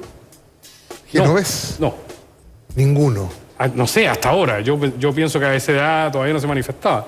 Pero yo creo que por una cosa osmosis a lo largo del tiempo se les va a ir dando. Pero... No, sí, el Bruno. Ahora que lo mencionas, el Bruno. Sí. El Bruno es de los que Bruno dice... tiene moguño. Sí. Bruno es el penúltimo. El penúltimo, el tercero. Tú le dices a Bruno, oye, hoy día vamos a ir a... Ya, vamos al cine a ver esa fomedad, te dice. Oye, ya, bueno, entonces vamos a andar en bicicleta con este calor. Entonces, ya, bueno, Bruno, juguemos ping-pong. Ok, pero yo elijo el lado, te dice. Entonces ya ¿pero cómo? No, sí, el Bruno, me acordé. ¿Y eso es conmovedor? Como de ver en tu hijo, decir, güey, ahí estoy yo, ahí está la... No, que físicamente me parezco más chico. Pero es que yo no me veo en mis hijos. O sea, esa galla que anda viendo... Yo creo que ellos son individualidades tan distintas a mí, tan increíblemente distintas y que tienen y en mi lucha porque tengan sus propias personalidades, yo encuentro que ellos son cada uno en sí mismo. ¿Cómo y los ves tan distintos que tú dices, mira, es imposible que entre a decir quién se parece más. Hay algunos físicamente más parecidos, pero hay otros que tú decís, este gallo por dónde. Digamos. ¿Cómo fue ser padre, Matías Aldo? Fue increíble porque fue de viejo ya, o sea... Después de los 30. Después de los 30, sí. Después de los 30. Pero es básicamente una cuestión de que tú has trabajado tanto y tan aperradamente que empezar a hacer tiempo ya no solo para la pareja, que ya era un tema, sino para los hijos. Mira, yo lo cuento habitualmente, pero Antonio tiene 7 años y yo estaba en 2 cumpleaños. ¿En 2 de 7? 2 de 7. No voy a estar en este. Voy a estar en el Mundial. Voy a estar en el Mundial. Y lo más probable es que no esté en el próximo. Voy a estar en Copa América. Entonces, ¿es importante para mí? No, te juro que no. En China, por ejemplo, cuando estaba en los Juegos Olímpicos, me pusieron un computador y por Skype y lo veí y todo el cuento. Estuvimos separados un año, donde viajé lo más posible a Boston mientras la Paula estaba en Harvard para verlo el mayor tiempo posible. Y yo siento que la relación con ellos se retoma así, o sea, no te demoras nada. Pero en algún instante pienso que cuando les pregunten a ellos, oye, ¿tu papá? No, mi papá era un gallo que no estaba nunca, es probablemente... ¿Qué es lo que tú dices de tu padre, además? ¿Qué es lo que yo digo de mi padre, pese a que mi padre estaba siempre? Entonces, me preocupo de cuando estoy con ellos estar a concho. O sea, cuando estoy con ellos estoy a concho. Soy un niño más. O sea, no hay un cuestionamiento, ¿no sientes tú que hay un cuestionamiento de falta de cariño? En este caso, mi papá no me quiere, porque estás en deuda. No, pues porque además si hay una diferencia que marca la relación que yo tuve con mi padre expresaba cariño de algunas maneras particulares, digamos. ¿Cómo expresaba cariño tu padre? Mi papá nos despertaba cada mañana para irnos al colegio tirándonos un saco con almendra encima, en términos de broma. A él le parecía una broma fantástica y a nosotros nos parecía que era una barbaridad sin límite. Nos despertaba con un saco de almendra. Así como hay gente que le tiran agua, nosotros en la pieza él acumulaba saco de su producción agrícola, sí. ¿Ya? Entonces ahí dormíamos nosotros con un saco, él en un par de oportunidades llegó y nos tiró un saco encima y yo encontraba que era una cuestión increíble. No es ni de abrazos, ni de grandes besos, ni de arrumaco, ni nada por el estilo, sino más bien de expresarte cariño donde tú sentías que había cariño genuino. O sea, lo interpretabas así, digamos, sí. No había duda, ¿no? No, yo soy mucho más físico. Más físico, de cariño, de arrumacos, de abrazos y todo. Sí. Y no hay deuda ahí con los niños. ¿O no sientes tú que hay una deuda? Porque capaz que no la haya, probablemente no la hay. Yo siento que no, pero yo lo siento desde mi parte. Ellos en algún instante han manifestado, pero no, ponte tú cuando me separé, mis 2 hijos mayores... Porque hay 2 administraciones acá. Hay 2 administraciones. Los primeros 2 de 19, 20 años, 19, 18 años. Para punto de cumplir 20 y 19. Y me esmeré por ir a dejarlos todos los días al colegio, me esmeré por estar siempre, me esmeré por ser un padre presente. Todavía lo hago, pese a que a ellos les provoca cierta vergüenza, digamos. ¿Por qué les provoca vergüenza? Porque es muy fuerte el tema de que la gente te sienta famoso. Como propia. ¿Ya? Papá famoso. Sí. Y que cuando estaba almorzando con Franco, cuando tú que estás estudiando ley, y le estoy preguntando cómo esté, que alguien se acerque y te plantee, oiga, ¿a usted le parece que Colo-Colo va a salir de la crisis? La gente no se mide ahí, ¿eh? No, pero... Algunos sí, probablemente. Digamos, o sea, sí, si no se midiera toda la gente, estaríamos francamente en problema, Álvaro. Pero no, yo creo que la gente es más bien sensata. Pero para ellos es complejo en términos de qué sé yo, de que si vaya a presentar una polola, no es cualquier padre el que estáis presentando, y de repente cuesta. O cuando llegáis al grupo de amigos, o cuando iba a buscarlos, ponte tú una fiesta. Entonces, claro, no es cualquier torrante que está entrando a la casa a buscar al cabro chico y eso generaba que todo el mundo se diera cuenta que le iban a buscar. ¿Y todos tendrán una opinión sobre, o gran parte de los amigos, o papás de los amigos, papás de las amigas de tus hijos, tienen una opinión sobre ti? Sobre el papá de Franco, el papá de... Y es un gallo que, y tiene una opinión sobre un gallo que da opiniones. Y cuando hay una opinión sobre un gallo que da opiniones, habitualmente estás a favor o estás en contra. Claro, tu papá me cae bien, tu papá me cae mal. Compañía, claro. Y yo genero simpatía más bien entre las señoras. O sea, las señoras me tienen como cierto cariño. Nació un target mayor, digamos. Sí. Pero el efecto osito de peluche. El efecto osito de peluche, pero la gallada del fútbol, ponte tú, te tiene mala, pues, bueno, o sea, como dijiste esa el otro día y te lo dicen en mala. Entonces también hay que saber administrarse, con las expresiones ciudadanas. Aldo, ¿la familia no ha sido nunca una razón para renunciar? Por ejemplo, ¿sabes qué hago aquí? Debería estar en la casa. Debió haberlo sido, fíjate. O sea, cuando hice La Última Tentación en Chilevisión, cuando me plantearon hacer un estelar en Chilevisión, yo lo primero que dije, mi señora está embarazada. Y me preguntaron, o sea, ¿tú cachai? ¿Cómo que y? O sea, sí, y... No, es que, o sea, tú sabés lo que es salir de la casa varias veces a la semana y dejar a tu señora embarazada. Y además tenía diabetes gestacional. Entonces, yo planteé, ¿sabéis que a mí me cuesta mucho? Me cuesta mucho aceptar y todo el cuento. Ni lo analizaron. Entonces, eso obviamente en algún momento me significó reproche en la casa. Una vez que hacía tolerancia cero y en la tarde me iba al fútbol y en la noche hacía el noticiero. ¿Ya? Todo el día. Entonces me iba el domingo a las 9 de la mañana para estudiar los temas y volví a las 10 de la noche, 11 de la noche. Estáis todo el domingo fuera. Lo que todavía de alguna manera me pasa en algunas circunstancias. Y ahí había un reproche permanente y constante. Yo entiendo que sea la principal de las críticas. O sea, cuando hay que hacer una crítica al respecto, la crítica fundamental que me hace mi mamá, mi papá, mi hijo, mi señora y fundamentalmente mis amigos es, ay, qué bueno estáis nunca. Pero es la pega, o sea, yo en eso tengo el sentido del inmigrante italiano que cacha que tiene que trabajar para vivir y que de alguna manera tiene que justificar el sueldo. Por lo tanto, lo tomo como que es mi pega. Es una pega por la cual más o menos 8 millones de chilenos estarían dispuestos a apuñalarme en un callejón oscuro para tenerla y que provoca muchísima envidia. Por lo tanto, es una pega que todo el mundo quisiera. ¿Cómo podría quejarme? Esa noción no la pierdes tú. Estás consciente permanentemente de eso. Sabes que la pega que estás haciendo por lo que significa la convivencia, porque estás lejos de tu familia. Tú sabes que es una pega que para ti es importante. Trato de explicarla siempre. O sea, cuando alguno de mis hijos me dice, oye, ¿no estuviste Le digo, Bruno, estaba en el Mundial de Turquía. O sea, tú cachai que tus compañeros... ¿Cachai lo que significaría para cualquiera de los papás de tus compañeros estar en el Mundial de Turquía, no? Sí, bueno, ok, ya. No, yo entiendo que he sido permanentemente un privilegiado en esas materias y que por lo tanto el estar significa también un grado de orgullo para ellos que pueden decir que el papá trabaja contento. ¿Se sienten orgullosos ellos? Porque he tratado de explicarle además que muchísima gente... Aquí hay una explicación constante y permanente en términos de cómo trabaja otra gente. Hay gente que para trabajar tiene que pegarse un pique de 1 hora y media en micro, de ida y 1 hora y media de vuelta todos los días. Hay gente que trabaja en condiciones increíblemente paupérrimas. Hay gente que trabaja en cosas que no le gustan. Y que hay gente que trabaja fundamentalmente para servirlos a ellos. Entonces, desde ese punto de vista, yo creo que ellos entienden el privilegio que es vivir en esas condiciones y tener un padre que trabaja contento. ¿Hay alguno de ellos que ha evidenciado...? Se los tengo prohibido, ni siquiera lo pueden pensar, que no se les ocurra. Seguir tus pasos, digamos. No. ¿Te harás el caso?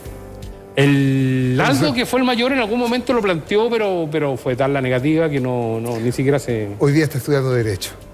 Ese es el Franco, el otro está estudiando inglés, después pasar por Educación Física. Y los dos chicos tienen inclinaciones más artísticas que a mí me llenarían de gozo, digamos, decir, el Bruno toca piano bien. Y el Antonio pinta de manera... Es un gallo que tiene un artista dentro. Por lo tanto, por más que se hable mucho de periodismo, por más que se vea mucho periodismo en la casa, no. Está prohibido. El 5 de febrero del año 2011, Donaldo Rómulo Schiapacase, Cambiaso, dijo, ¿ese eres tú? Sí. No te puedo creer. ¿Esa foto es tuya? Sí. Oye, te habéis cambiado. Lo denominó el síndrome del osito de peluche, dijo, el tipo que incita... ¿Viste? El tipo que incita a que le toquen los cachetitos, que es abrigadorcito y tiernucho. Es una buena manera de establecer el primer nexo.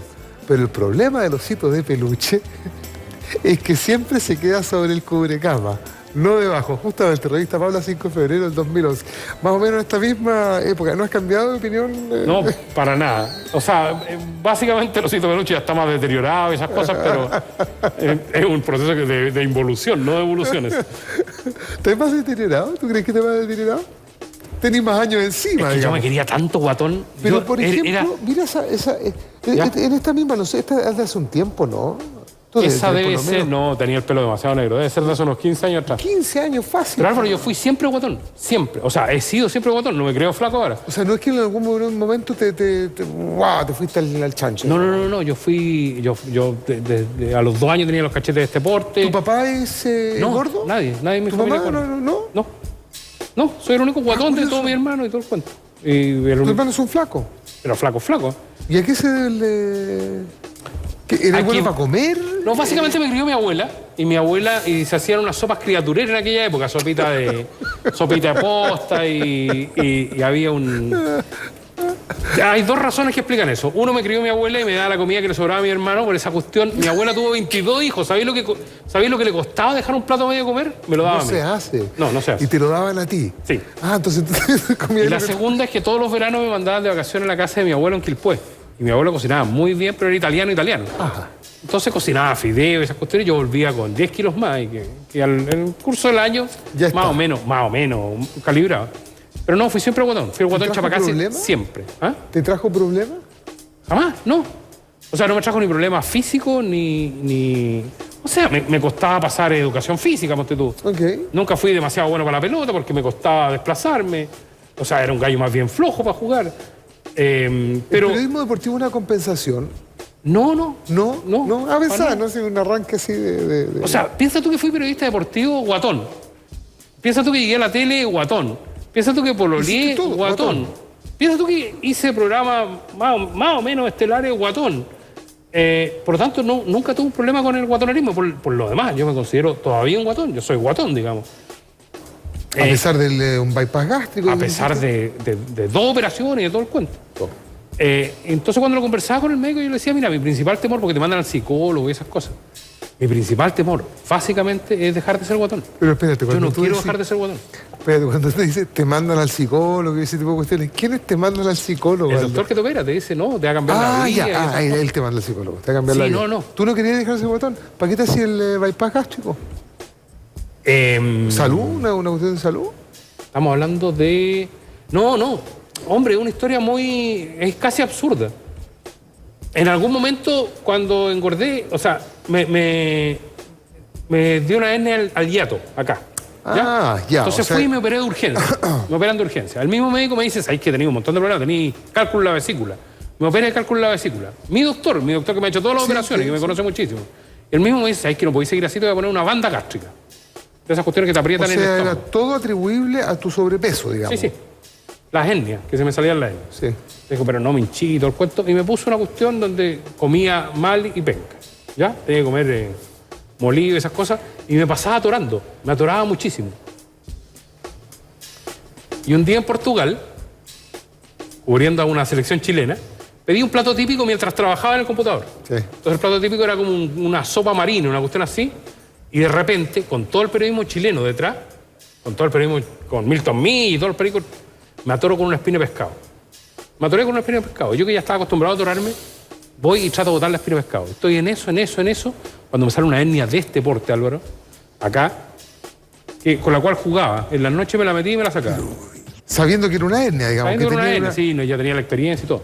Y cuando volví, me operaron la hernia y todo el cuento, y el doctor me dijo, ¿sabes qué? Ya, una vez más. Le dije, otra vez, te vas a arriesgar. Y ahí me cortaron la guata, pero él me dijo, tenés que llegar a pesar 75 kilos. Ni curado, le dije yo, o sea, no quiero ser flaco. O sea, voy a administrar el peso con cierta eficiencia, pero yo he sido guatón, he sido feliz guatón. Y feliz. Lo he pasado bien guatón. Y francamente me parece que los guatones somos perseguidos en este país, güey. O sea, ¿a quién le hace daño un guatón más que a sí mismo? Uno tiene una sola pertenencia que es su propio cuerpo y con la cual puede hacer... Yo encuentro lo que estime pertinente. Puede comer las cosas que estime pertinentes siempre y cuando no se cause un perjuicio evidente. Claro. Que tengáis diabetes, que tengáis hipertensión, que empiece... O la hernia, esas cosas. Claro. Entonces, cuando ya tú encuentras que la cuestión empieza a poner en riesgo cierta parte de tu integridad física, Bueno, hay distintas maneras de bajar de peso. Yo no tengo voluntad para bajar de peso. Me gusta demasiado comer y me gusta demasiado comer basura. Por lo tanto, requiero de cierta pichicata para llegar a niveles más o menos aceptables. Pero ¿sabes qué? Este gallo, de alguna manera, hizo lo que tenía que hacer y lo hizo sin que importara si era guatón o no. Y esa cuestión a mí me tiene súper orgulloso. Súper orgulloso de haber llegado a donde llegó, a conducir un reality haciendo el ridículo y esas cosas, con una gordura. Increíble, hace 15 años. Pero hace 2 años veíamos en la revista Paula, entiendo que hay otras declaraciones, señor director. Claro, ahí está, que tiene que ver con lo mismo, me dice. Sufro de la autoflagelación de los guatones. Es gente que siempre cree que está gratis donde está y que lo están mirando. Esa es la autoflagelación de los guatones. Que cree que está, claro, que está gratis donde está y que lo están mirando. Claro que yo no soy de los que se convirtieron de repente en guatones. Yo soy de los guatones de siempre. Y los guatones de toda la vida tenemos menos complejos porque hemos batallado con el tema desde el día 1. Pero en este caso no hay batalla, po. O hay una batalla con los demás. Que yo no sentí, o sea, yo nunca sentí que había un prejuicio por ser guatón y esas cosas. Pero siento que hoy sí lo hay. Y ese hoy sí lo hay tiene que ver con la nueva cultura. Con la cultura que impusieron los medios, con la cultura que impone la vida sana y todas estas cosas. Hoy hay bullying a los cabros chicos guatones en los colegios, pero sí, bullying pesado, digamos. ¿A ti no te tocó? A mí no me tocó. Yo era el guatón del curso y como había varios guatones y todo el cuento. En una época donde ser rozagante era mejor que ser flacuchento. Donde no había ese culto exagerado a la práctica física y esas cuestiones. Porque yo además me crié en colegios solo de hombres. Tal vez por eso. No ¿Te criaste también en un colegio solo de niñas? ¿Fuiste al liceo experimental de niñas? Ruega que mi madre esté durmiendo hasta ahora. Pero sí, eso fue así, ¿no es cierto? Tú fuiste a un colegio de niñas. Sí. ¿Cómo se da esa situación? ¿Cómo pasa eso? Mamá, perdón. ¿Estarás durmiendo, señor? ¿Cómo se llama tu mamá? Nelly. Nelly. Sí, yo creo que sí. Pasa de una manera muy simple. Nosotros veníamos llegando de Talagante, llegó toda la familia de Santiago. Claro. Allá vivía un par de colegios y mi mamá, que ya había comenzado la especialización en educación diferencial, tenía el curso de educación diferencial de la Escuela Experimental de Niñas República del Ecuador, Avenida España con Alameda. Y el kinder era mixto. Y nos meten al kinder. Ah, ya, pues entonces estaba en un curso mixto. Fantástico. Pero las 2 semanas me echaron cagando. Básicamente porque yo traía mucha estimulación de parte de mi madre y sabía todo lo de kinder. Con 5 años. Salvo la motricidad fina. ¿Ya? Ya. La motricidad fina no la aprendí nunca. Y me pasaron a primero, considerando que ya el año escolar había empezado. Pero era un colegio de puras mujeres. O sea, yo era el único hombre de todo el colegio. Tu primero básico. Primero básico. Con puras compañeritas. Puras mujeres. No tenía baño, por ejemplo. No había baño de hombre. Obvio. Por lo tanto, yo tenía que ir a pedir el baño a la directora. ¿Profesores no había?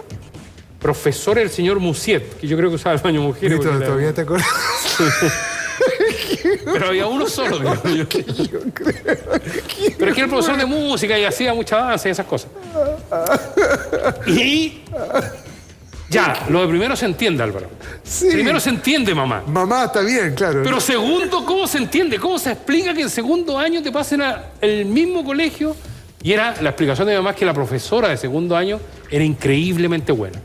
¿Ya? Y eso era pero no había nadie que reclamara perdón, o sea, partiendo por tía. Pero ¿cómo el Ministerio de Educación no tomó carta, güey? O sea, ¿cómo? Ministerio de Educación, los papás de las niñitas. De las otras niñitas y ese cuento. Las otras profes, ¿cómo se entiende? Nadie, que era otro mundo, era otra historia. Y el día en específico que termina esa aventura, porque yo podría haber seguido en tercero y cuarto, podría haber sido un caso de laboratorio clínico, yo lo tengo sumamente marcado y registrado. Y es el último día de clase, cuando por lista le van a entregar regalos a los niños. A las niñas, en este caso. A las niñas. Entonces el número 10 iba y sacaba su carterita adelante, qué sé yo. Y yo era el número 36 de la lista. 36 dicen, y ponen una muñeca arriba del escritorio. Y yo, pero fascinado, Álvaro, feliz con la muñeca. A buscar la muñeca adelante, cuando me ven venir y esconden rápidamente la muñeca y ponen un libro de Panchito Pecoso. Y yo me empiezo a frenar y digo, pero ¿cómo me van a regalar Panchito Pecoso? ¿Quién es Panchito Pecoso? Mi muñeca. Yo quiero mi muñeca. Y me regalan el libro Panchito Pecoso y me fui llorando del colegio a la casa porque yo quería mi muñeca y me regalaron Panchito Pecoso. Te sacaron del colegio al momento. Cuando llega mi papá a la casa y dice, ¿por qué te llorando este güey? porque quería una muñeca y que me regalaron Panchito Pecoso. Mi padre por primera y única vez, entró a tallar en el tema de la educación de los cabros chicos. Lo hiciste a propósito, Aldo. Y lo cambiaron de colegio. No, porque mi hermano además entraba de edad escolar y ya no iban a hacer la misma infame con él. ¿Y sabéis cuál es la maldad? ¿Cuál es la maldad, mamá? Me cambiaron a la Escuela Experimental de Niños Salvador Sanfuentes. Yo pasé a un colegio solo de niñas a un colegio solo de hombres, malacatoso. En Catedral. ¿Se asustaron tus viejos? Sí, Catedral con Matucana. Mi papá fue a hablar con los cabros chicos y con la profesora el primer día de clase. Les dijo, cuando viene un colegio de puras mujeres, quiero que me lo conviertan en hombre a la brevedad posible. ¿Tú sabes cómo me pegaron esos buenos los 2 primeros años? Me sacaban la cresta día por medio, por placer, por juguetear. Era un colegio donde se jugaba la pelota con un pedazo de ladrillo. Nosotros no teníamos pelota de plástico, jugábamos a la pelota con ladrillo. ¿Y ese no era problema para tus viejos, para el colegio? ¿Les decías a tu papá que te estaban pegando día por medio? No.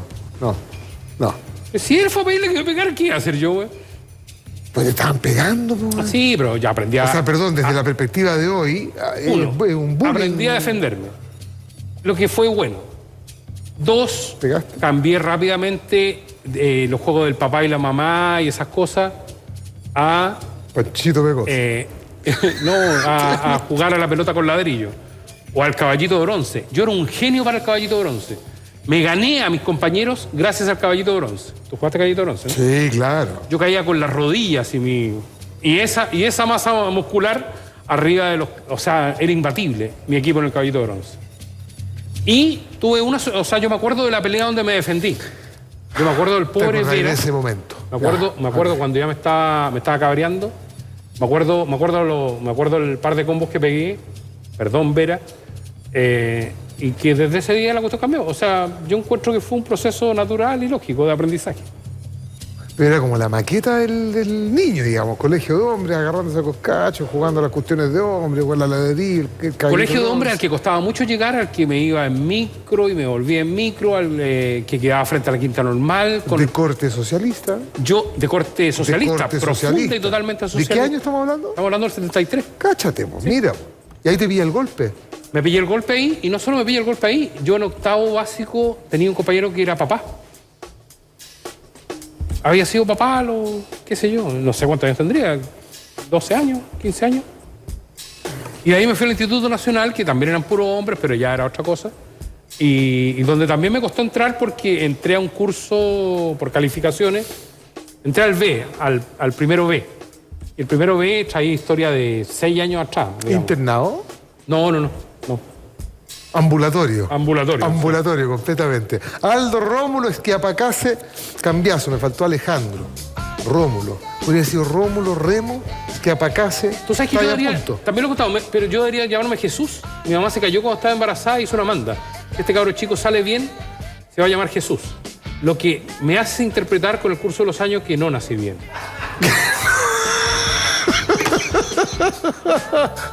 O no, tu vieja no pagó la manda, ojalá esté durmiendo señora Nelly.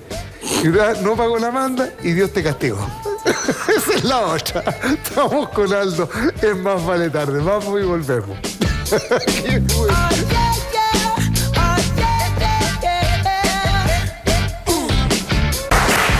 Seguimos en... Mira las fotos que ponen ahí, qué bonito, señor director, para que entendamos el antes y el durante.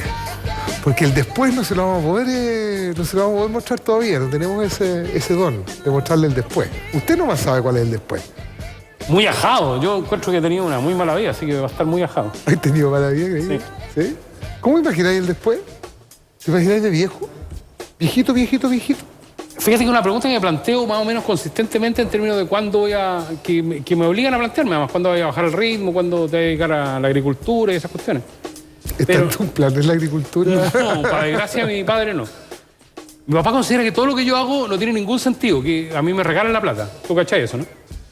Que dice, a nadie le pueden pagar por ir al estadio y por ir a ver películas. Es decir, lo tuyo es un robo total. ¿Tuviste conflicto cuando empezaste a hacerlo? Primer año de la escuela de periodismo.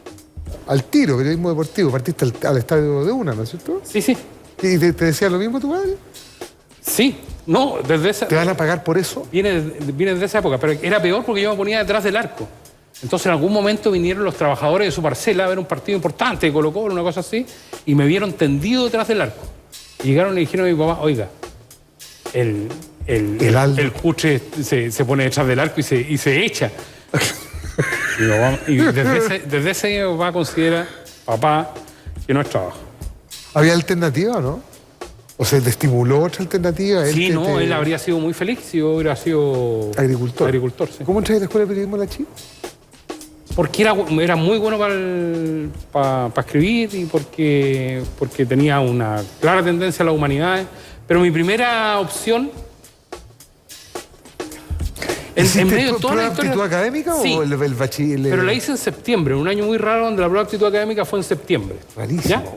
Después tenías que seguir en clase y tenías que postular sin saber los resultados de la prueba de aptitud. Eso entonces, es más raro. Eran 12 postulaciones. Te estoy hablando del año 77. No, pues uno postulaba después de que supiera los resultados. No, pues sabía y tenía y además que era un arte. Nosotros postulamos antes de saber los resultados. Pues si postulabais mal, perdíais una opción a la carrera que... Sí, claro. Ya, antes. Antes. Ya, okay. Y había 12 postulaciones. Entonces tenías que hacer un rango de postulaciones lo suficientemente amplio como para saber que iba a quedar dependiendo de cómo te fuera. Ya. Tiene un lado bueno, que postulabas de acuerdo a tu vocación. Exactamente. ¿Ya? Claro. Mi última postulación, la postulación 12, fue pedagogía en danza en Valdivia. Mira qué lindo. Mira qué bonito. Postulación en danza. Mira casi como un chiste. El chiste del guatón y la cuestión. Ah, ya, pero era chiste, sí. Ya, era chiste. Ya, postulación 12, pedagogía en danza en Valdivia. Si me da como el forro, digamos. Y mi primera postulación era psicología. Yo debería haber sido psicólogo. Ese era tu... Y saqué un puntaje increíble. O sea, yo entré a periodismo con más de 700 puntos. Pero para entrar a psicología no me pregunté por qué pedían mucha matemática. Y a mí matemática me fue mal. Eso es raro. Por lo tanto, no entré a psicología y entré a mi segunda postulación, que era periodismo en la Chile. Tenías que rendir una prueba específica, ¿no?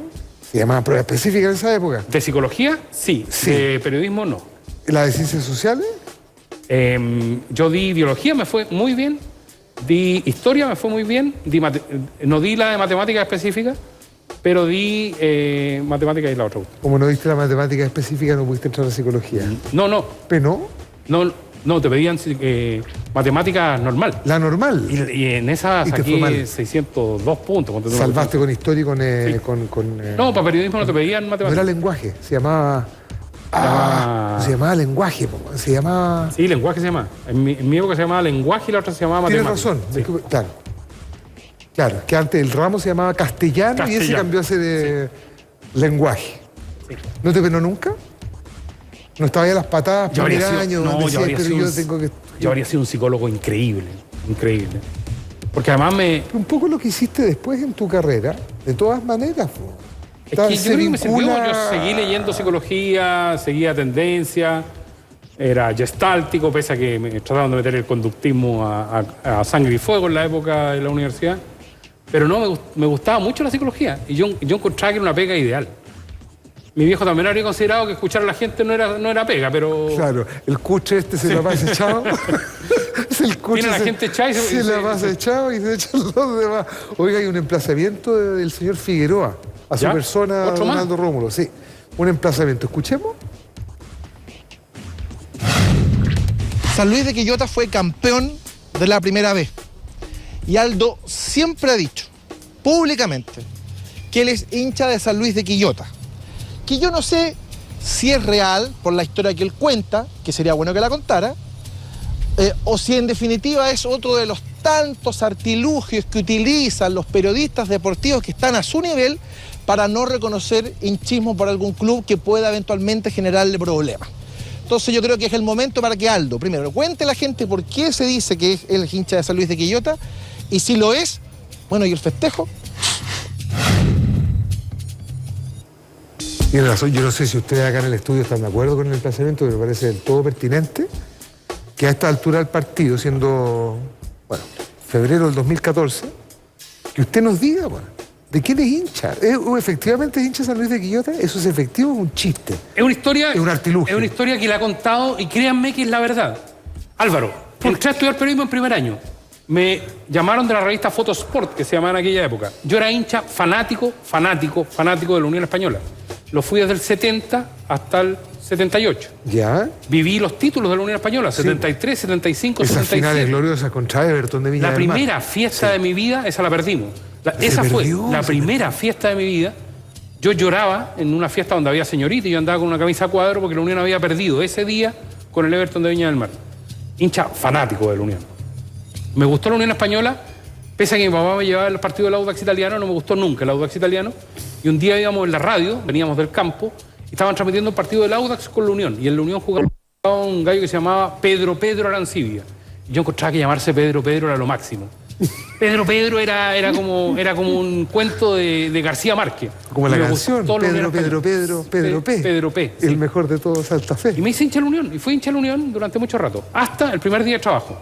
Mi primer día de trabajo. ¿Es posible que dejes de ser hincha de un equipo? Por un trauma, como todo en mi vida. ¿Qué te pasó? Me mandaron a cubrir en mi primer día de trabajo un partido de la Unión Española con Huachipato a Talcahuano. Era primera vez en mi vida que me subí a un avión. Nunca antes me había subido a un avión. ¿Ya? Era primera vez en mi vida que iba a ver a mis héroes deportivos. He ido invitado por la Unión Española. Me trataron como el orto. Me subí al bus de los jugadores y se mofaron de mí porque era guatón y todo ese cuento. Llegué al estadio. El equipo. Los gallos a los que yo admiraba. ¿Te agarraron? No voy a dar nombre porque puede ser lesivo todavía contra aquella figura, pero un célebre arquero miraba para atrás y yo iba sentado al lado de las pelotas. Yo iba en el último asiento del bus sentado al lado de las pelotas. El Gato Ben. El Gato Ben. Te cagó la vida. Sí. No, pero había otros más, digamos. Y llegué al estadio, vi el primer tiempo 0-0. El fotógrafo Luis Cares me dice, vamos a comernos un sándwich a la cafetería. Estamos zampándonos el sándwich cuando hay un gol. Yo no veo el primer gol de mi carrera. El primer gol de mi carrera no lo vi porque me estaba comiendo un sándwich. Y es peor que eso. Ya la Unión gana 3-1. Hago una entrevista con una grabadora que me había traído mi mamá de Buenos Aires, que era a manillas, que estaban recién empezando, que tú tenías que correr una manilla para que grabara. Sí, me acuerdo, se sacaba así, exactamente. un entrevista rectángulo. al Zorro Álamos. ¡Wow! Al Zorro Álamos que iba a asumir en la Unión Española, porque era el último partido de Pedro García. Me paro afuera del camarín de la Unión Española para escuchar lo que le dice Pedro García a sus jugadores para despedirse. O sea, lo reporté bien el partido. Llego a Santiago, en avión de vuelta, con los mismos pelmazos. Llego a la redacción de la revista y me tenían escrita la nota. El comentario me lo tenían escrito. Me tenían puestas las notas de los jugadores. No había tele en esa época. ¿Quién? ¿Qué loco? ¿Ahí en el editor? El Caco Villalta. ¿Te habían escrito? Jerén, Camilo Alonso, el Gato Gamboa, que trabajaba en esa época. Me habían escrito todo, no me dejaron nada. Y yo digo, oye, pero escuché la última charla de Pedro García. Ah, llame. Oye, pero traigo al Zorro Álamo entrevistado y muestro mi grabador y la quedaron mirando con una sensación de asco terrible. Mi primer día de trabajo me desencanté de mi equipo de toda la vida, me desencanté del periodismo, pero anduve en avión, lo que no es poco. A partir de ahí me quedé sin equipo, los gallos a los que me... O sea, el año... ¿Te habrás desencantado del ejercicio de periodismo? Sí, de mis colegas y todo el tenían cuento. escrita la... ¿Por qué te estaban escribiendo la nota? No entiendo. Porque no confiaban en el estudiante en práctica. Claro. Y quizás que a traer este gallo, quizás que no te pone y todo el cuento. Me costó muchísimo. Pero es verdad que te perdiste el primer gol. Sí. Porque te estabas comiendo un sándwich. Eso nunca lo supieron. Eso no lo voy a confesar, obviamente. Porque que no lo sepa el Caco Villalta, que no lo sepa. Se fueron todos al Mundial de Argentina. Era justo el Mundial de Argentina, se fueron todos. 78. Y yo me quedé con el Gato Gamboa, director de Clarín, un célebre periodista chileno. Me quedé con el Gato Gamboa durante 15 días seguidos, escuchando la historia del Gato Gamboa, que eran fascinantes. Por lo tanto, fue un aprendizaje increíble. Me reconcilié con el periodismo, no me reconcilié con la Unión Española. ¿No te reconciliaste con los jugadores? Porque usted en ese momento no sabía que las instituciones trascienden a quienes la componen. No, pero de ahí para adelante entendí básicamente igual... lo que eran los jugadores. Yo he tenido siempre mucha distancia con los jugadores de fútbol. ¿No te desencantaste con el fútbol? No. Porque lo que pasaba con Unión Española puede haber pasado con San Luis de Quillota, que no respondió todavía esa parte de la pregunta. San Luis de Quillota es mi equipo, ¿sabes por qué? Porque me quedé sin equipo el 78. El 78 el Guatón Santibáñez convoca a su primera selección. Pato Yáñez, Pitito de Cabrera. En la puerta de Juan Pinto Durán, cuando un joven imberbe llamado Pato Yáñez, Patricio Nazario Yáñez, llega con su bolsito a integrarse a la selección. Se bajó en la micro en la esquina. 1. 2. Ese equipo de San Luis era increíble. Lo hizo un gallo que se llamaba el Punto Silva. Él no me acordaba. Punto Silva. Y a todos los jugadores les puso apodos con P. Pititore Cabrera, Pato Yáñez, Pindinga Muñoz, Patato Martínez, Papelucho Álvarez. Todos los jugadores tenían apodos con P. Otra vez era García Márquez metido en el fútbol. Ya, pero tú a final de cuentas eres entonces de San Luis de Quillota. Sí, porque me gustó el equipo, porque me quedé sin... Porque vi al Pato Yáñez de joven, por todas esas cosas. Ya, ahí está, listo, ya. ¿Fuiste al psicólogo alguna vez? No he ido nunca al psicólogo.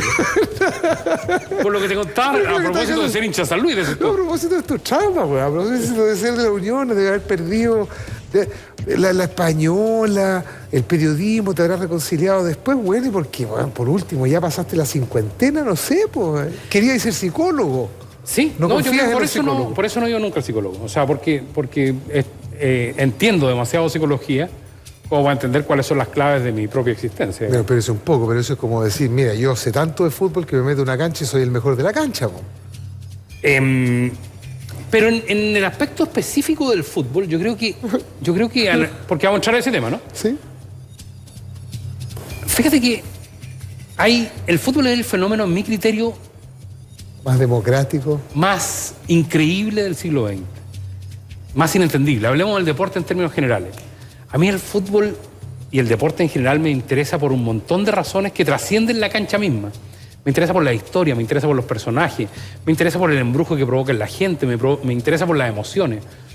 Y es verdad, yo en más de alguna oportunidad he dicho que desprecio el conocimiento de la pelota en sí, desprecio el conocimiento de la táctica, pero está mal utilizado el término.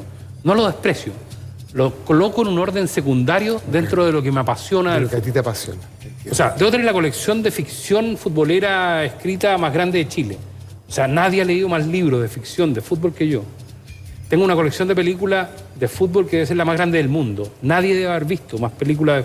Y eso no es por interés meramente intelectual de vincularme al fútbol a propósito de la creación artística, sino sencillamente porque yo creo que detrás del documental de los monjes tibetanos que juegan al fútbol hay algo. Detrás del juliganismo hay algo.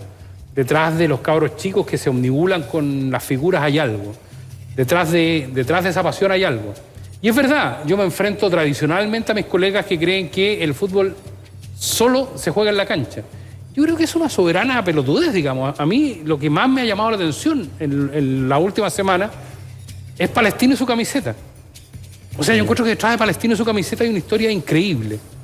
Y me parece que cuando tú analizas la liga inglesa puedes analizar las maravillas que ha hecho Pellegrini con el Manchester City o las dificultades que ha tenido Moyes con el Manchester United. Pero ¿sabéis qué? ¿Y por qué Pellegrini allá y acá en Chile carga con una historia por ejemplo?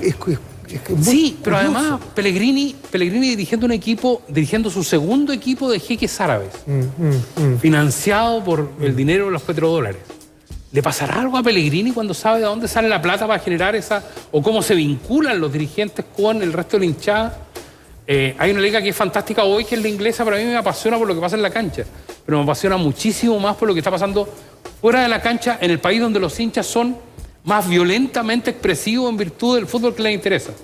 Entonces ya, está bien, Álvaro. Yo entiendo que haya gente que diga, bueno, no entiende nada de fútbol. No sabe de fútbol. ¿Sabéis qué? No es tan difícil. Y no es tan difícil saber de fútbol. Además es un conocimiento que es medio inútil, porque si yo fuera el gallo que más sé de fútbol, me podría preguntar quién va a ser campeón este año. Yo soy el gallo que más sé de fútbol en Chile. Pregúntame quién va a ser campeón este año y te tengo que decir, chuta, ¿sabes qué? No sé, güey. O cómo le va a ir a Chile con Holanda. ¿Sabéis qué? Puedo tener intuición, pero no sé. Es un conocimiento vacuo que a mí me parece interesante desde el punto de vista de su relatividad. La gente que dice saber mucho de fútbol, que son los exfutbolistas habitualmente, lo que hacen es relativizar el fenómeno. Te dicen, no, pero ojo, cuidado, ¿ah? Van a jugar Colo-Colo con el Tres Piriteguano y te dicen, pero ojo con el Tres Piriteguano, que es un equipo que en su... Entonces, el conocimiento de fútbol es relativizar lo que te parece obvio. Desde el punto de vista de la ficción o de tu intuición, ¿cómo le va a ir a Chile en el Mundial? Yo creo que estamos en condiciones de escribir épica. A mí me encantaría... En el Mundial pasado en Sudáfrica yo fui un gallo raro. Me pareció que eso de llevar el equipo a la moneda y que la gente saliera a las calles para haberle ganado a Suiza y Honduras y haber perdido con Brasil y España de manera más o menos contundente me pareció extraño. Porque no había una épica detrás de eso. No se escribió épica en Sudáfrica. Fue una cobertura media charcha más para mí. Acá la va a ver. Yo creo que en Brasil probablemente va a haber una cuota de épica. Tú le vas a hacer un partidazo a España y lo podéis perder en el último minuto, lo podéis ganar en el último minuto, podéis mantener la ilusión viva, incluso pasando a la segunda fase. Es como esas películas de... Pero va a haber algo memorable ahí. Es como un peplum. Es que si pasaste la primera y pasaste rajuñado, herido, con un brazo a la miseria y todo el cuento, después te viene Brasil. O sea, ahí ¿puede pasar grandeza, eso, ¿no? o te gustaría que eso pasara? Me encantaría. ¿Te encantaría que eso pasara? Me encantaría pasar la primera fase y que nos tocara el tiro Brasil. ¿Sabéis por qué? Porque nunca vamos a estar en mejores condiciones de decir, ¿y sabéis qué? Si lo hacemos de nuevo. Y si a uno no le fuera, a ver, perdón, poniéndose en el caso las estadísticas, la historia, que no nos fuera bien con Brasil. Que no nos fuera bien con Brasil. El recuerdo para la posteridad siempre va a ser, ¿perdimos con Brasil o le hicimos un buen partido a Brasil? Porque la gente siempre recuerda la derrota, pero no la manera en que se gesta esa derrota. Es que Brasil es un tema complicado para mí porque yo me he tenido que comer en la televisión las últimas groseras goleadas de Brasil. Sí. Yo vi los goles de Juan y cómo Luis Fabián nos cazaba de contragolpe. Pero eso no debería pasar en este Mundial. Con la selección de San Pablo no debería pasar. Porque básicamente no están los mismos gallos, porque ojalá que no nos toque con Brasil, pero ¿sabéis que en Sudáfrica dije?